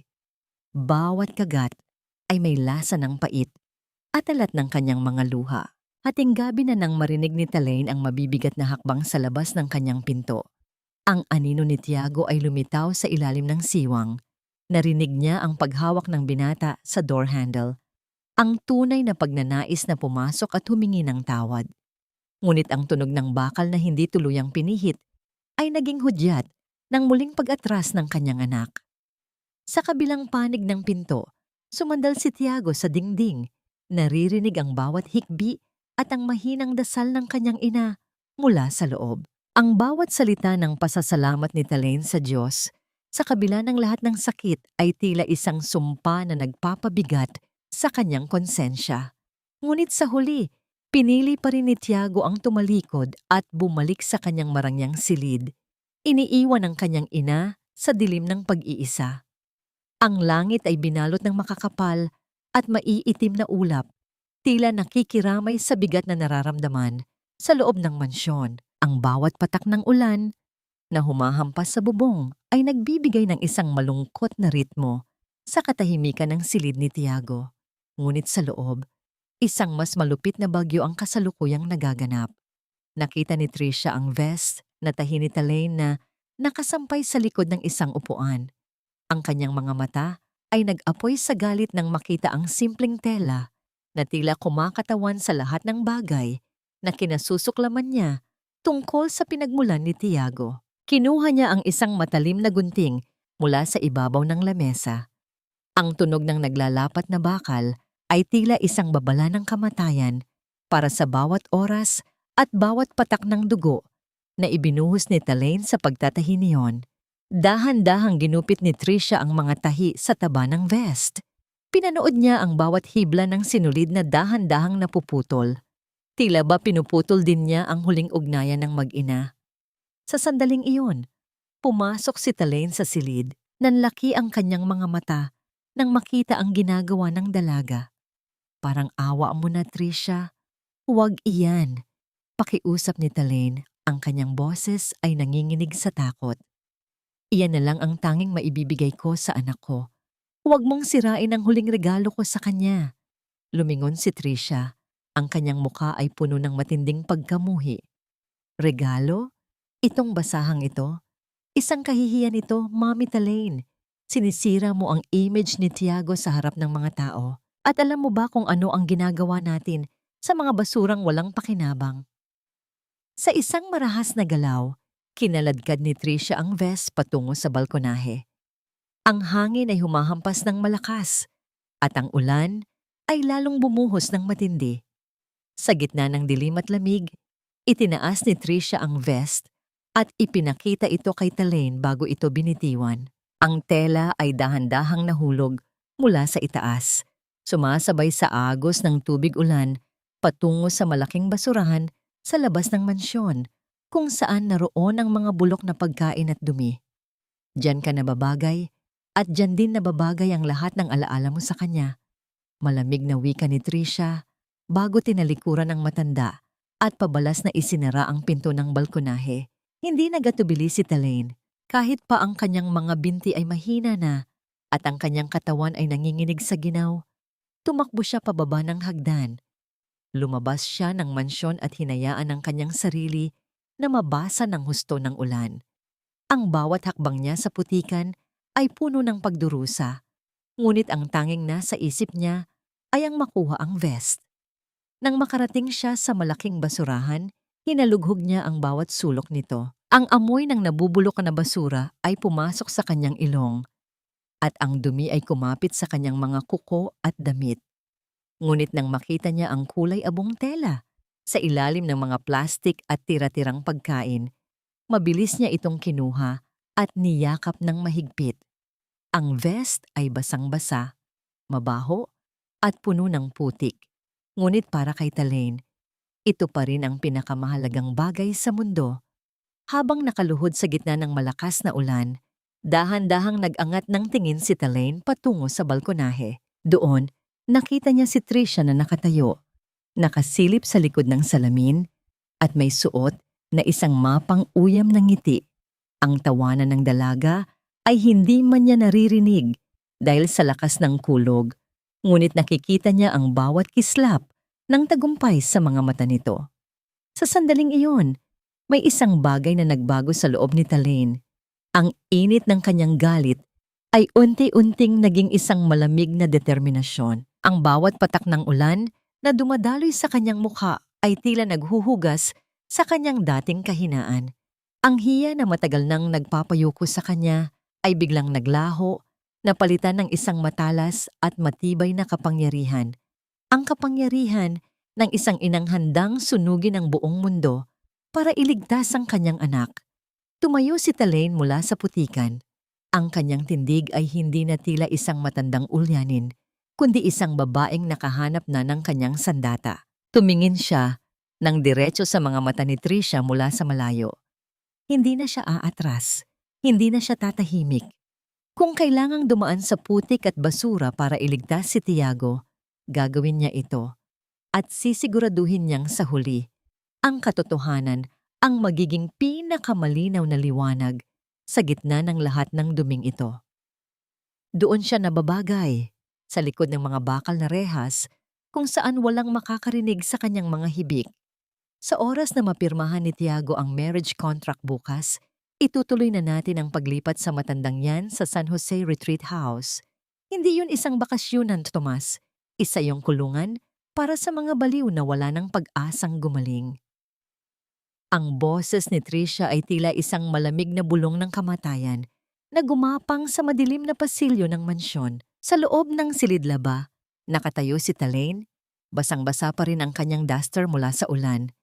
Habang maingat na pinupunasan ng malinis na bimpo ang kanyang kulay abong vest. Ang bawat salita ni Tricia ay tila isang malakas na hampas sa kanyang likuran, ngunit sa pagkakataong ito, hindi siya natumba. Ang takot na dati ay nagpapakitil sa kanyang boses ay napalitan ng isang matalas na pakiramdam ng pag-iingat. Siguraduhin mo lang na hindi siya makakatakas, Tricia. Sagot ni Tomas na may kasamang malutong na tawa ni Kapag nakuha na natin ang pirma ni Tiago sa Joint Property Agreement, wala na siyang magagawa. Lahat ng kinita ng startup niya ay mapupunta sa atin. Mababayaran ko na ang lahat ng utang ko sa kasino at maiiwan siyang hawak ang isang kumpanyang butas na ang bulsa. Sa loob ng kadiliman, naramdaman ni Talaine ang mabilis na pagtibok ng kanyang puso. Hindi lamang ang kanyang kalayaan ang nakataya, kundi ang buong buhay na pinaghirapan ni Tiago. Ang kanyang anak ay hindi lamang ikakasal sa isang impostora. Ikakasal siya sa isang linta na handang sipsipin ang bawat patak ng kanyang tagumpay hanggang sa wala nang matira. Ang plano nilang itapon siya sa isang institusyong pangkaisipan ay isang paraan upang tuluyang patahimikin ang tanging tao na nakakaalam ng kanilang tunay na kulay. Isang mahinang tunog ng pagbukas ng pinto ang narinig ni Talaine. Mabilis siyang nagtago sa likod ng malaking washing machine. Isang anino ang dahan-dahang pumasok sa silidlaba. Akala ni Talaine ay huli na siya, ngunit nang maaninag niya ang mukha ng pumasok, nakita niya si Aling Nena, ang matandang tagapagluto sa mansyon na palaging nagbibigay sa kanya ng sobrang pagkain ng patago. May bitbit si Aling Nena na isang maliit na binalot na kahon. Aling Talaine, alam kong nandyan ka. Mahinang bulong ni Nena. Huwag kang matakot. May dumating na package para sa iyo mula sa Davao. Hinarang ito ni Tricia sa gate kanina, pero nakuha ko ito nang hindi nila napapansin. Gamitin mo ito, Aling Talaine. Huwag mong hayaang talunin ka ng mga taong walang konsensya. Nanginginig ang mga kamay ni Talaine nang tanggapin niya ang binalot na kahon. Nang buksan niya ito sa ilalim ng malamig na liwanag ng buwan, nakita niya ang mga dokumento at lumang litrato na ipinadala ng kanyang matalik na kaibigan sa palengke. Ito ang nawawalang piraso ng katotohanan, ang mga katibayan ng nakaraang buhay ni Tricia, ang kanyang mga huwad na dokumento, at ang listahan ng mga lalaking na biktima na niya noon. Sa sandaling iyon, ang huling bahagi ng pag-aalinlangan sa puso ni Talaine ay naglaho.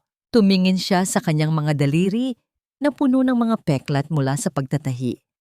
Ang mga sugat na yon ay hindi na tanda ng paghihirap, kundi tanda ng isang mandirigma. Maingat niyang inilabas mula sa ilalim ng bunton ng mga lumang tela ang isang kalawangin na lata ng barya. Ito ang kanyang ipon para sa kinabukasan ni Tiago. Mga barya at lukot na papel na inipon niya sa loob ng 30 taon, bawat isa ay may kwento ng pagtitiis at pag-ibig. Inilagay niya ang mga dokumento sa ilalim ng mga barya sa loob ng lata. Niyakap niya ang lata at ang kanyang vest nang may panibagong lakas. Ang sikat ng araw na dahan-dahang sumisilip sa bukana ng bintana ay hudyat na dumating na ang araw ng kasal. Ang araw na dapat sana ay simula ng kaligayahan ni Tiago.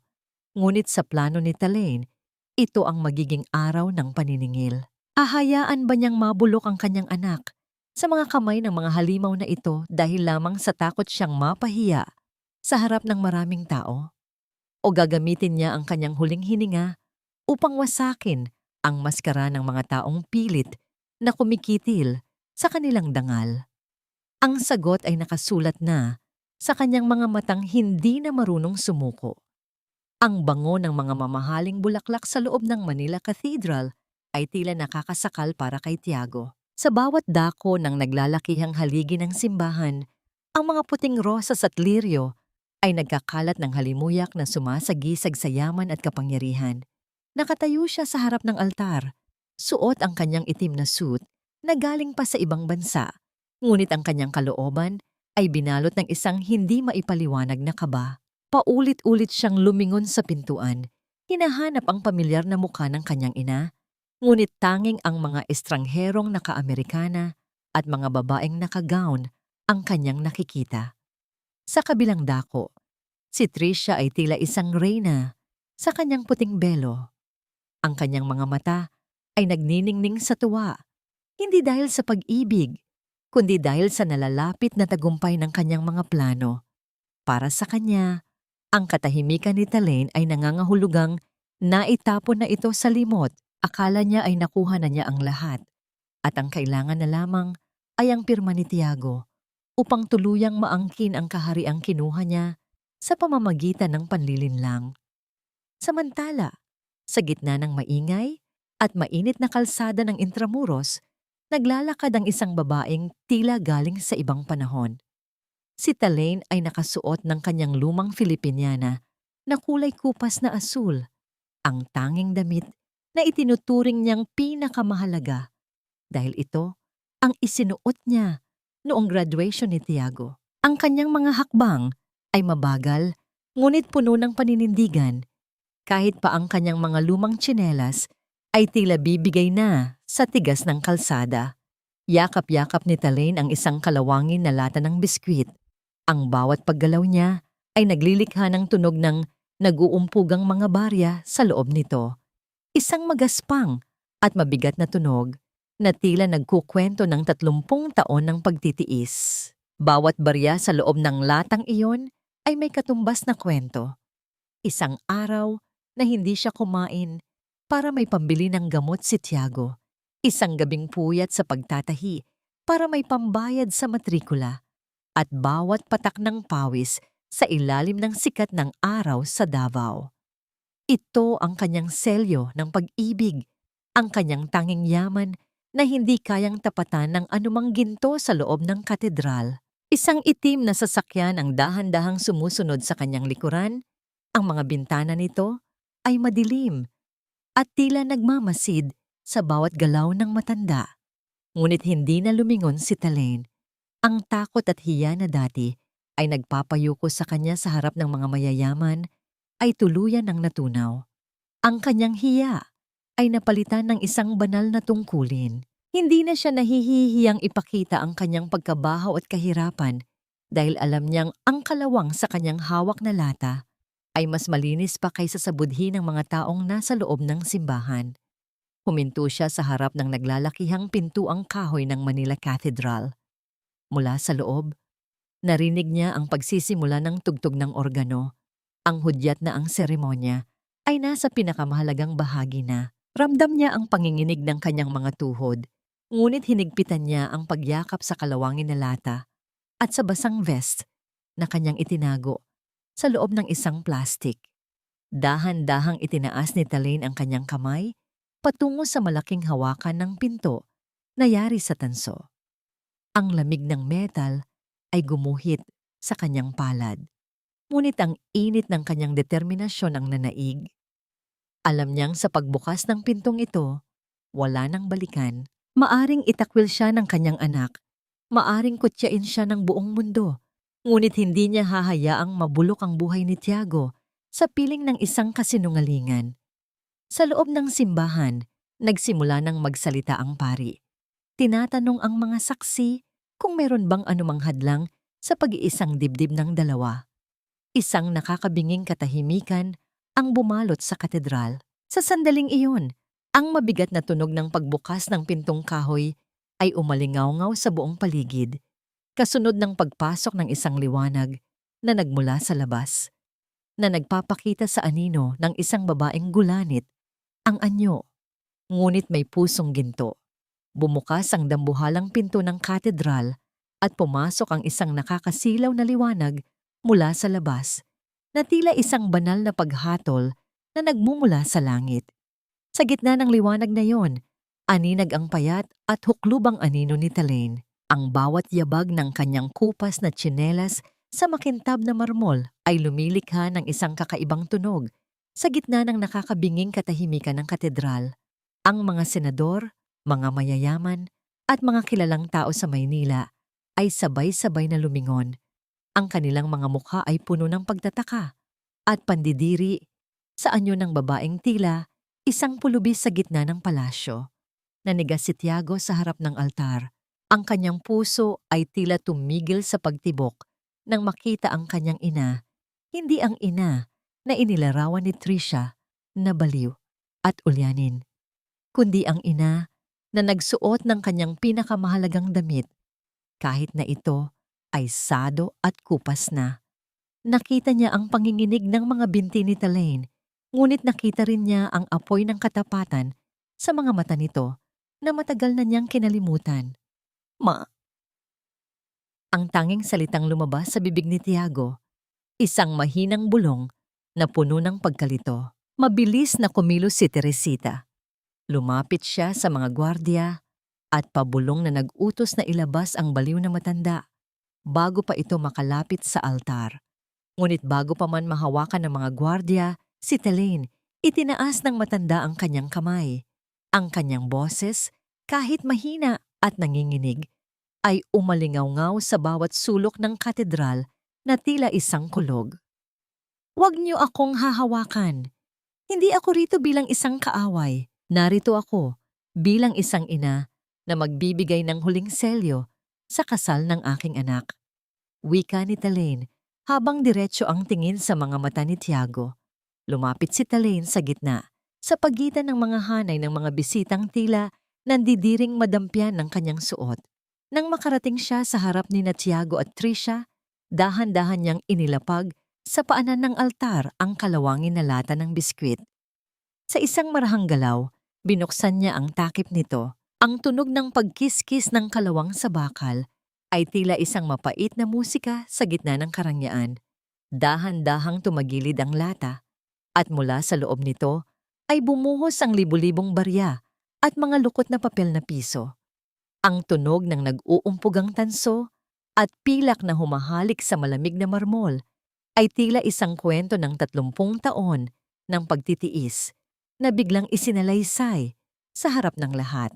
Nakita ng mga bisita ang mga baryang may dumi pa ng lupa, mga baryang kinuha mula sa pagtitinda ng isda, pagtatahi ng basahan, at pagtitipid sa bawat subo ng kanin.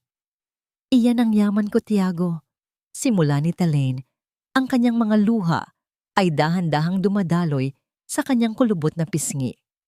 "Bawat barya riyan, anak, ay may bahid ng dugo mula sa tusok ng karayom sa aking mga daliri.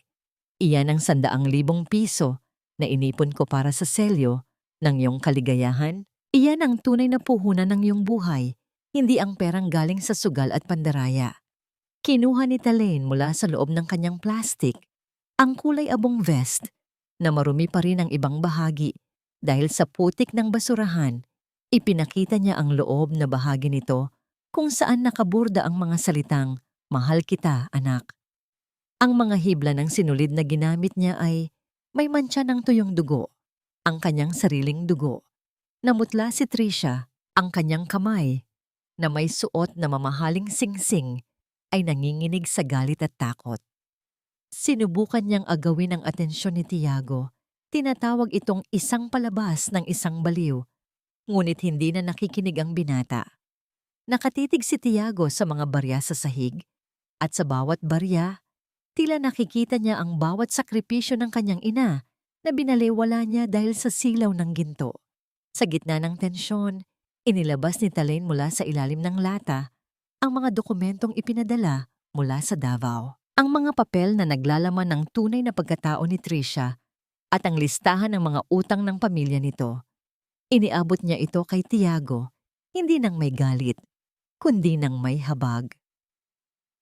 Anak, ang pag-ibig ay hindi isang negosyo, at ang isang pamilya ay hindi itinatayo sa ibabaw ng mga bangkay ng dangal ng ibang tao.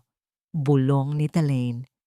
Sa sandaling iyon, ang maskara ng katahimikan sa katedral ay tuluyan ng nawasak. Ang mga bisita ay nagsimulang magbulungan, at ang mga mata ng lahat ay nakatuon na kay Tricia na tila isang hayop na nakulong sa isang sulok. Ang hangin sa loob ng katedral ay tila lalong bumigat, naghihintay sa susunod na hakbang ng binatang nawala ang landas, ngunit ngayon ay tila muling nakakakita. Walang hiya kang matanda ka. Bakit ka ba narito? Bakit kailangang dalahin mo ang dumi at baho mo sa pinakaimportanteng araw ng buhay ko? Ang tinig ni Tricia ay tila isang matulis na kidlat na bumasag sa kabanalan ng katedral. Wala na ang mahinhin at malambing na boses ng isang dalagang Pilipina. Ang kanyang mukha ay namula sa tindi ng galit. Ang kanyang mga mata ay nanlilisik habang nakatingin sa mga barya. Sa sahig, na tila ba ang mga ito ay mga uod na nandidiri siyang makita. Sa gitna ng kanyang pagkapahiya, nawala ang kanyang kontrol. Marahas niyang hinablot ang mikropono mula sa kamay ng paring tila naging estatwa sa gulat. Tignan niyo ang matandang ito. Ang akala niyo ba ay isang dakilang ina siya? Hindi! Isa siyang pabigat. Isang ulyani na walang ibang ginawa kundi sirain ang reputasyon ni Tiago. Pasigaw na bulyaw ni Tricia, ang kanyang boses ay umalingaw-ngaw sa bawat sulok ng simbahan sa pamamagitan ng mga speaker. Ang akala mo ba ay tatanggapin ko ang maruming perang yan? Ang perang amoy isda at puno ng libag? Kayang-kaya kong bilhin ang buong pagkatao mo, Talain. Ang tanging kailangan ko lang ay ang pirma ng anak mo para maging akin ang lahat.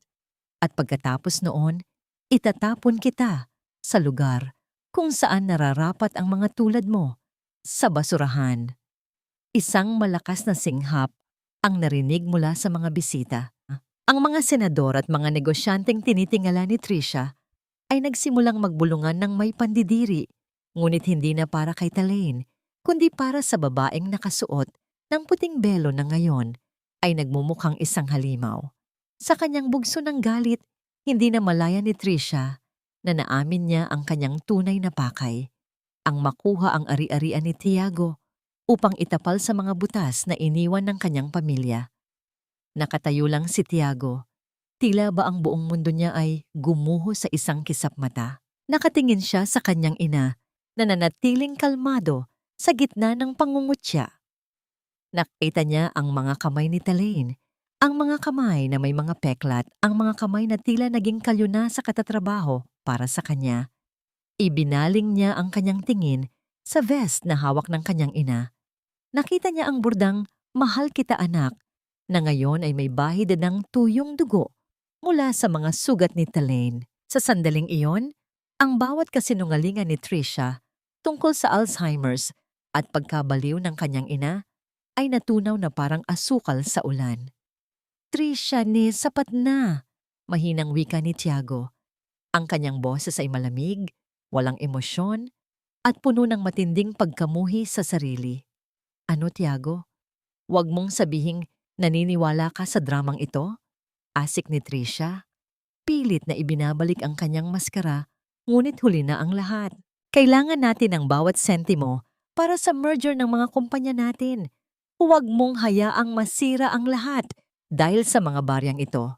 Dahan-dahang kinuha ni Talain ang mga dokumento mula sa kanyang bulsa at inilatag ang mga ito sa ibabaw ng marriage contract na nasa lamesa sa harap ng altar.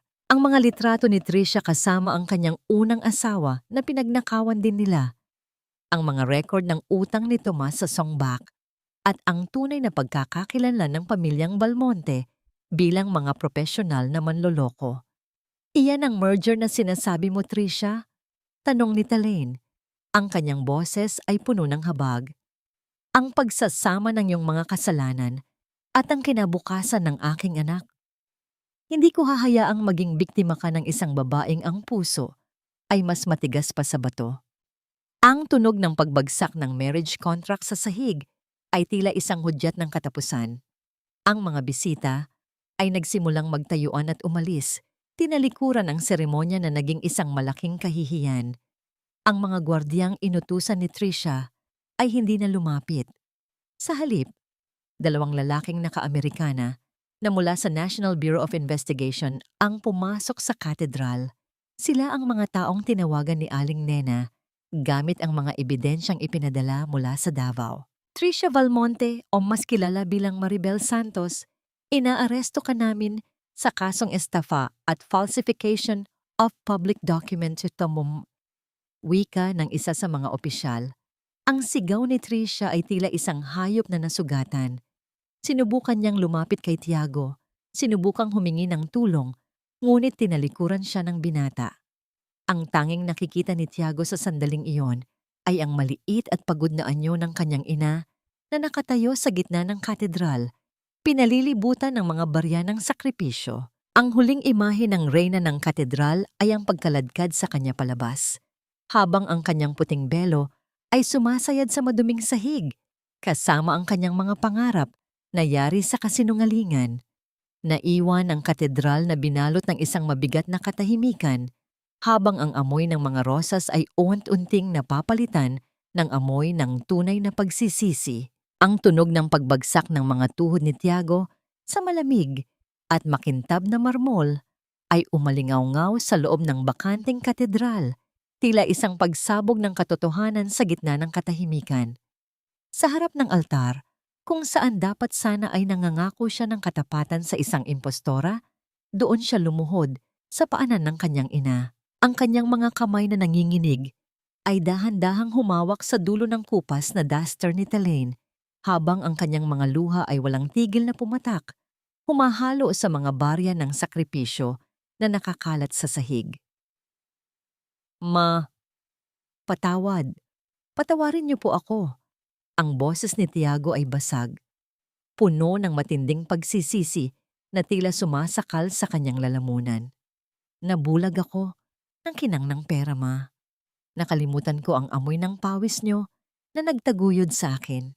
Hinayaan kong tapakan nila ang dangal niyo dahil lang sa takot akong mapahiya. Wala akong kwentong anak, ma. Hindi ko deserve ang bawat patak ng dugo sa vest na ito. Yumuko ang binata hanggang sa sumayad ang kanyang noo sa mga luma at sulsidong tsinelas ni Talaine.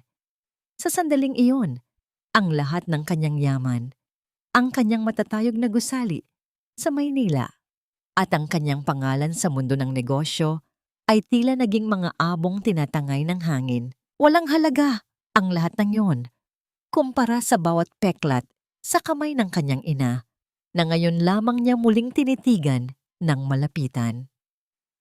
Sa labas ng katedral, ang huling sigaw ni Trisha ay tuluyan ng naglaho habang isinasara ang pinto ng sasakyan ng mga pulis.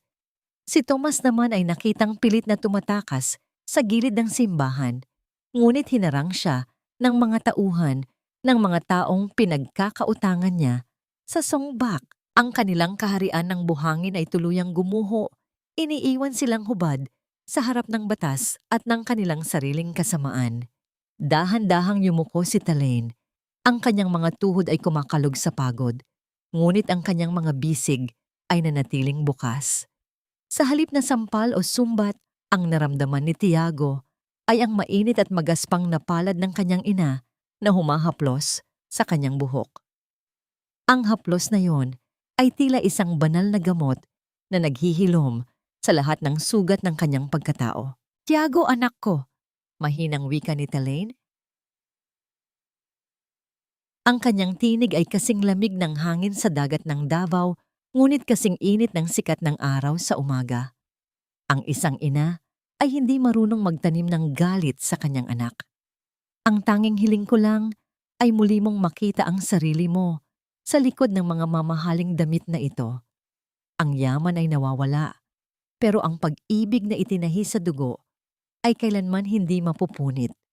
Tumayo si Tiago mula sa kanyang pagkakaluhod. Sa harap ng altar, dahan-dahan niyang hinubad ang kanyang mamahaling designer suit jacket at itinapon ito sa isang tabi na parang basurang walang halaga. Kinuha niya ang kulay abong vest mula sa mga kamay ni Talaine.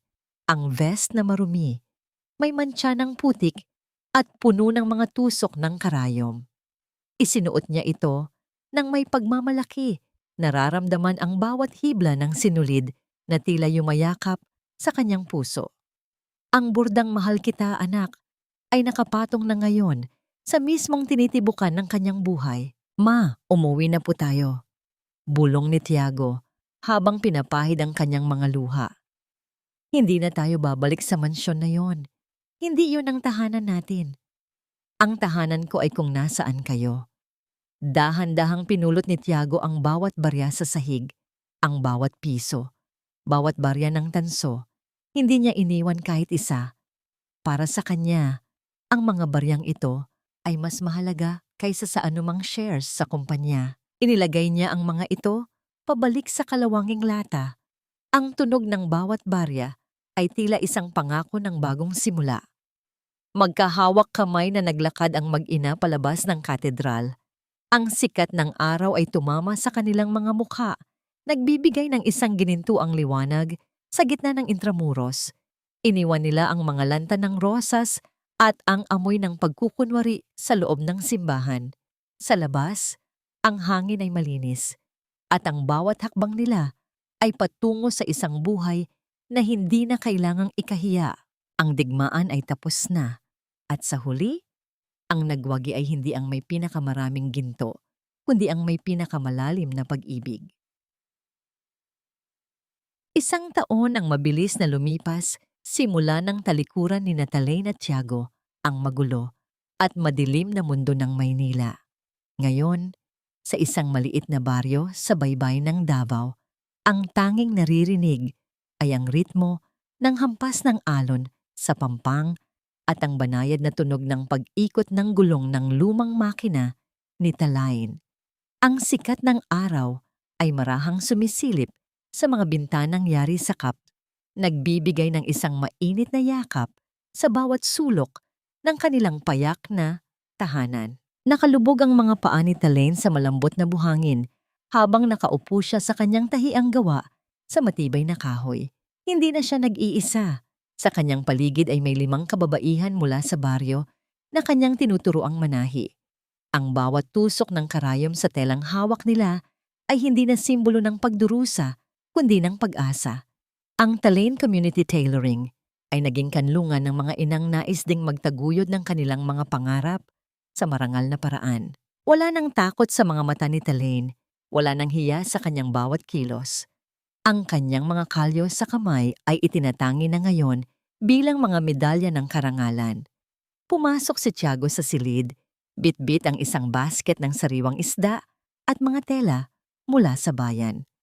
Wala na ang kanyang suot na mamahaling outfit mula sa Milan. Ngayon, suot niya ay isang simpleng kamiseta at ang kulay abong vest na tahi ng kanyang ina. Ang vest na maingat niyang ipinaayos at nilinis na ngayon ay tila naging kanyang baluti sa bawat hamon ng buhay. Ang kanyang mukha ay masigla at ang kanyang mga mata ay hindi na naghahanap ng kinang ng ginto sa malayo. Dahil natagpuan na niya ang tunay na kayamanan sa tabi ng kanyang ina. Lumapit si Tiago kay Talaine at ipinatong ang kanyang kamay sa balikat nito. Sa ibabaw ng lamesa ni Tiago, nakalagay ang kalawangin na lata ng biskwit. Hindi na ito naglalaman ng mga barya ng pait. Sa halip, ito ay ginawa nilang paso kung saan nakatanim ang isang matingkad na rosas na sumasagisag sa buhay na umusbong mula sa sakripisyo.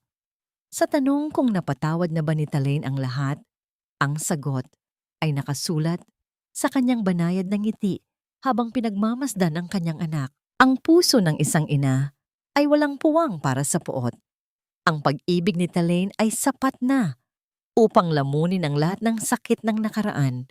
Nakahanap na sila ng tunay na kapayapaan, isang katahimikan ng kaluluwa na hindi kayang ibigay ng anumang mansyon o yaman. Ang bawat hibla ng kanilang buhay ay muling naidugtong, mas matibay at mas maganda kaysa dati. Ang aral na iniwan ng kanilang kwento ay simple ngunit malalim.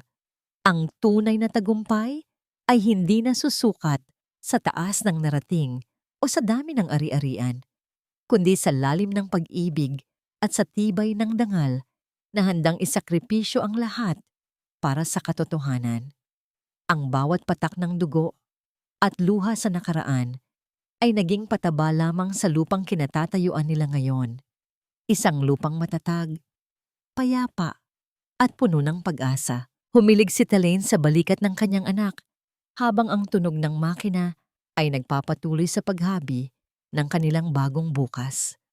Ang sikat ng hapon ay dahan-dahang lumulubog sa dagat, nag-iiwan ng isang ginintuang guhit sa abot tanaw, isang pangako na matapos ang pinakamadilim na gabi, ang pag-ibig ng isang ina ang mananatiling pinakamaliwanag na bituin sa langit.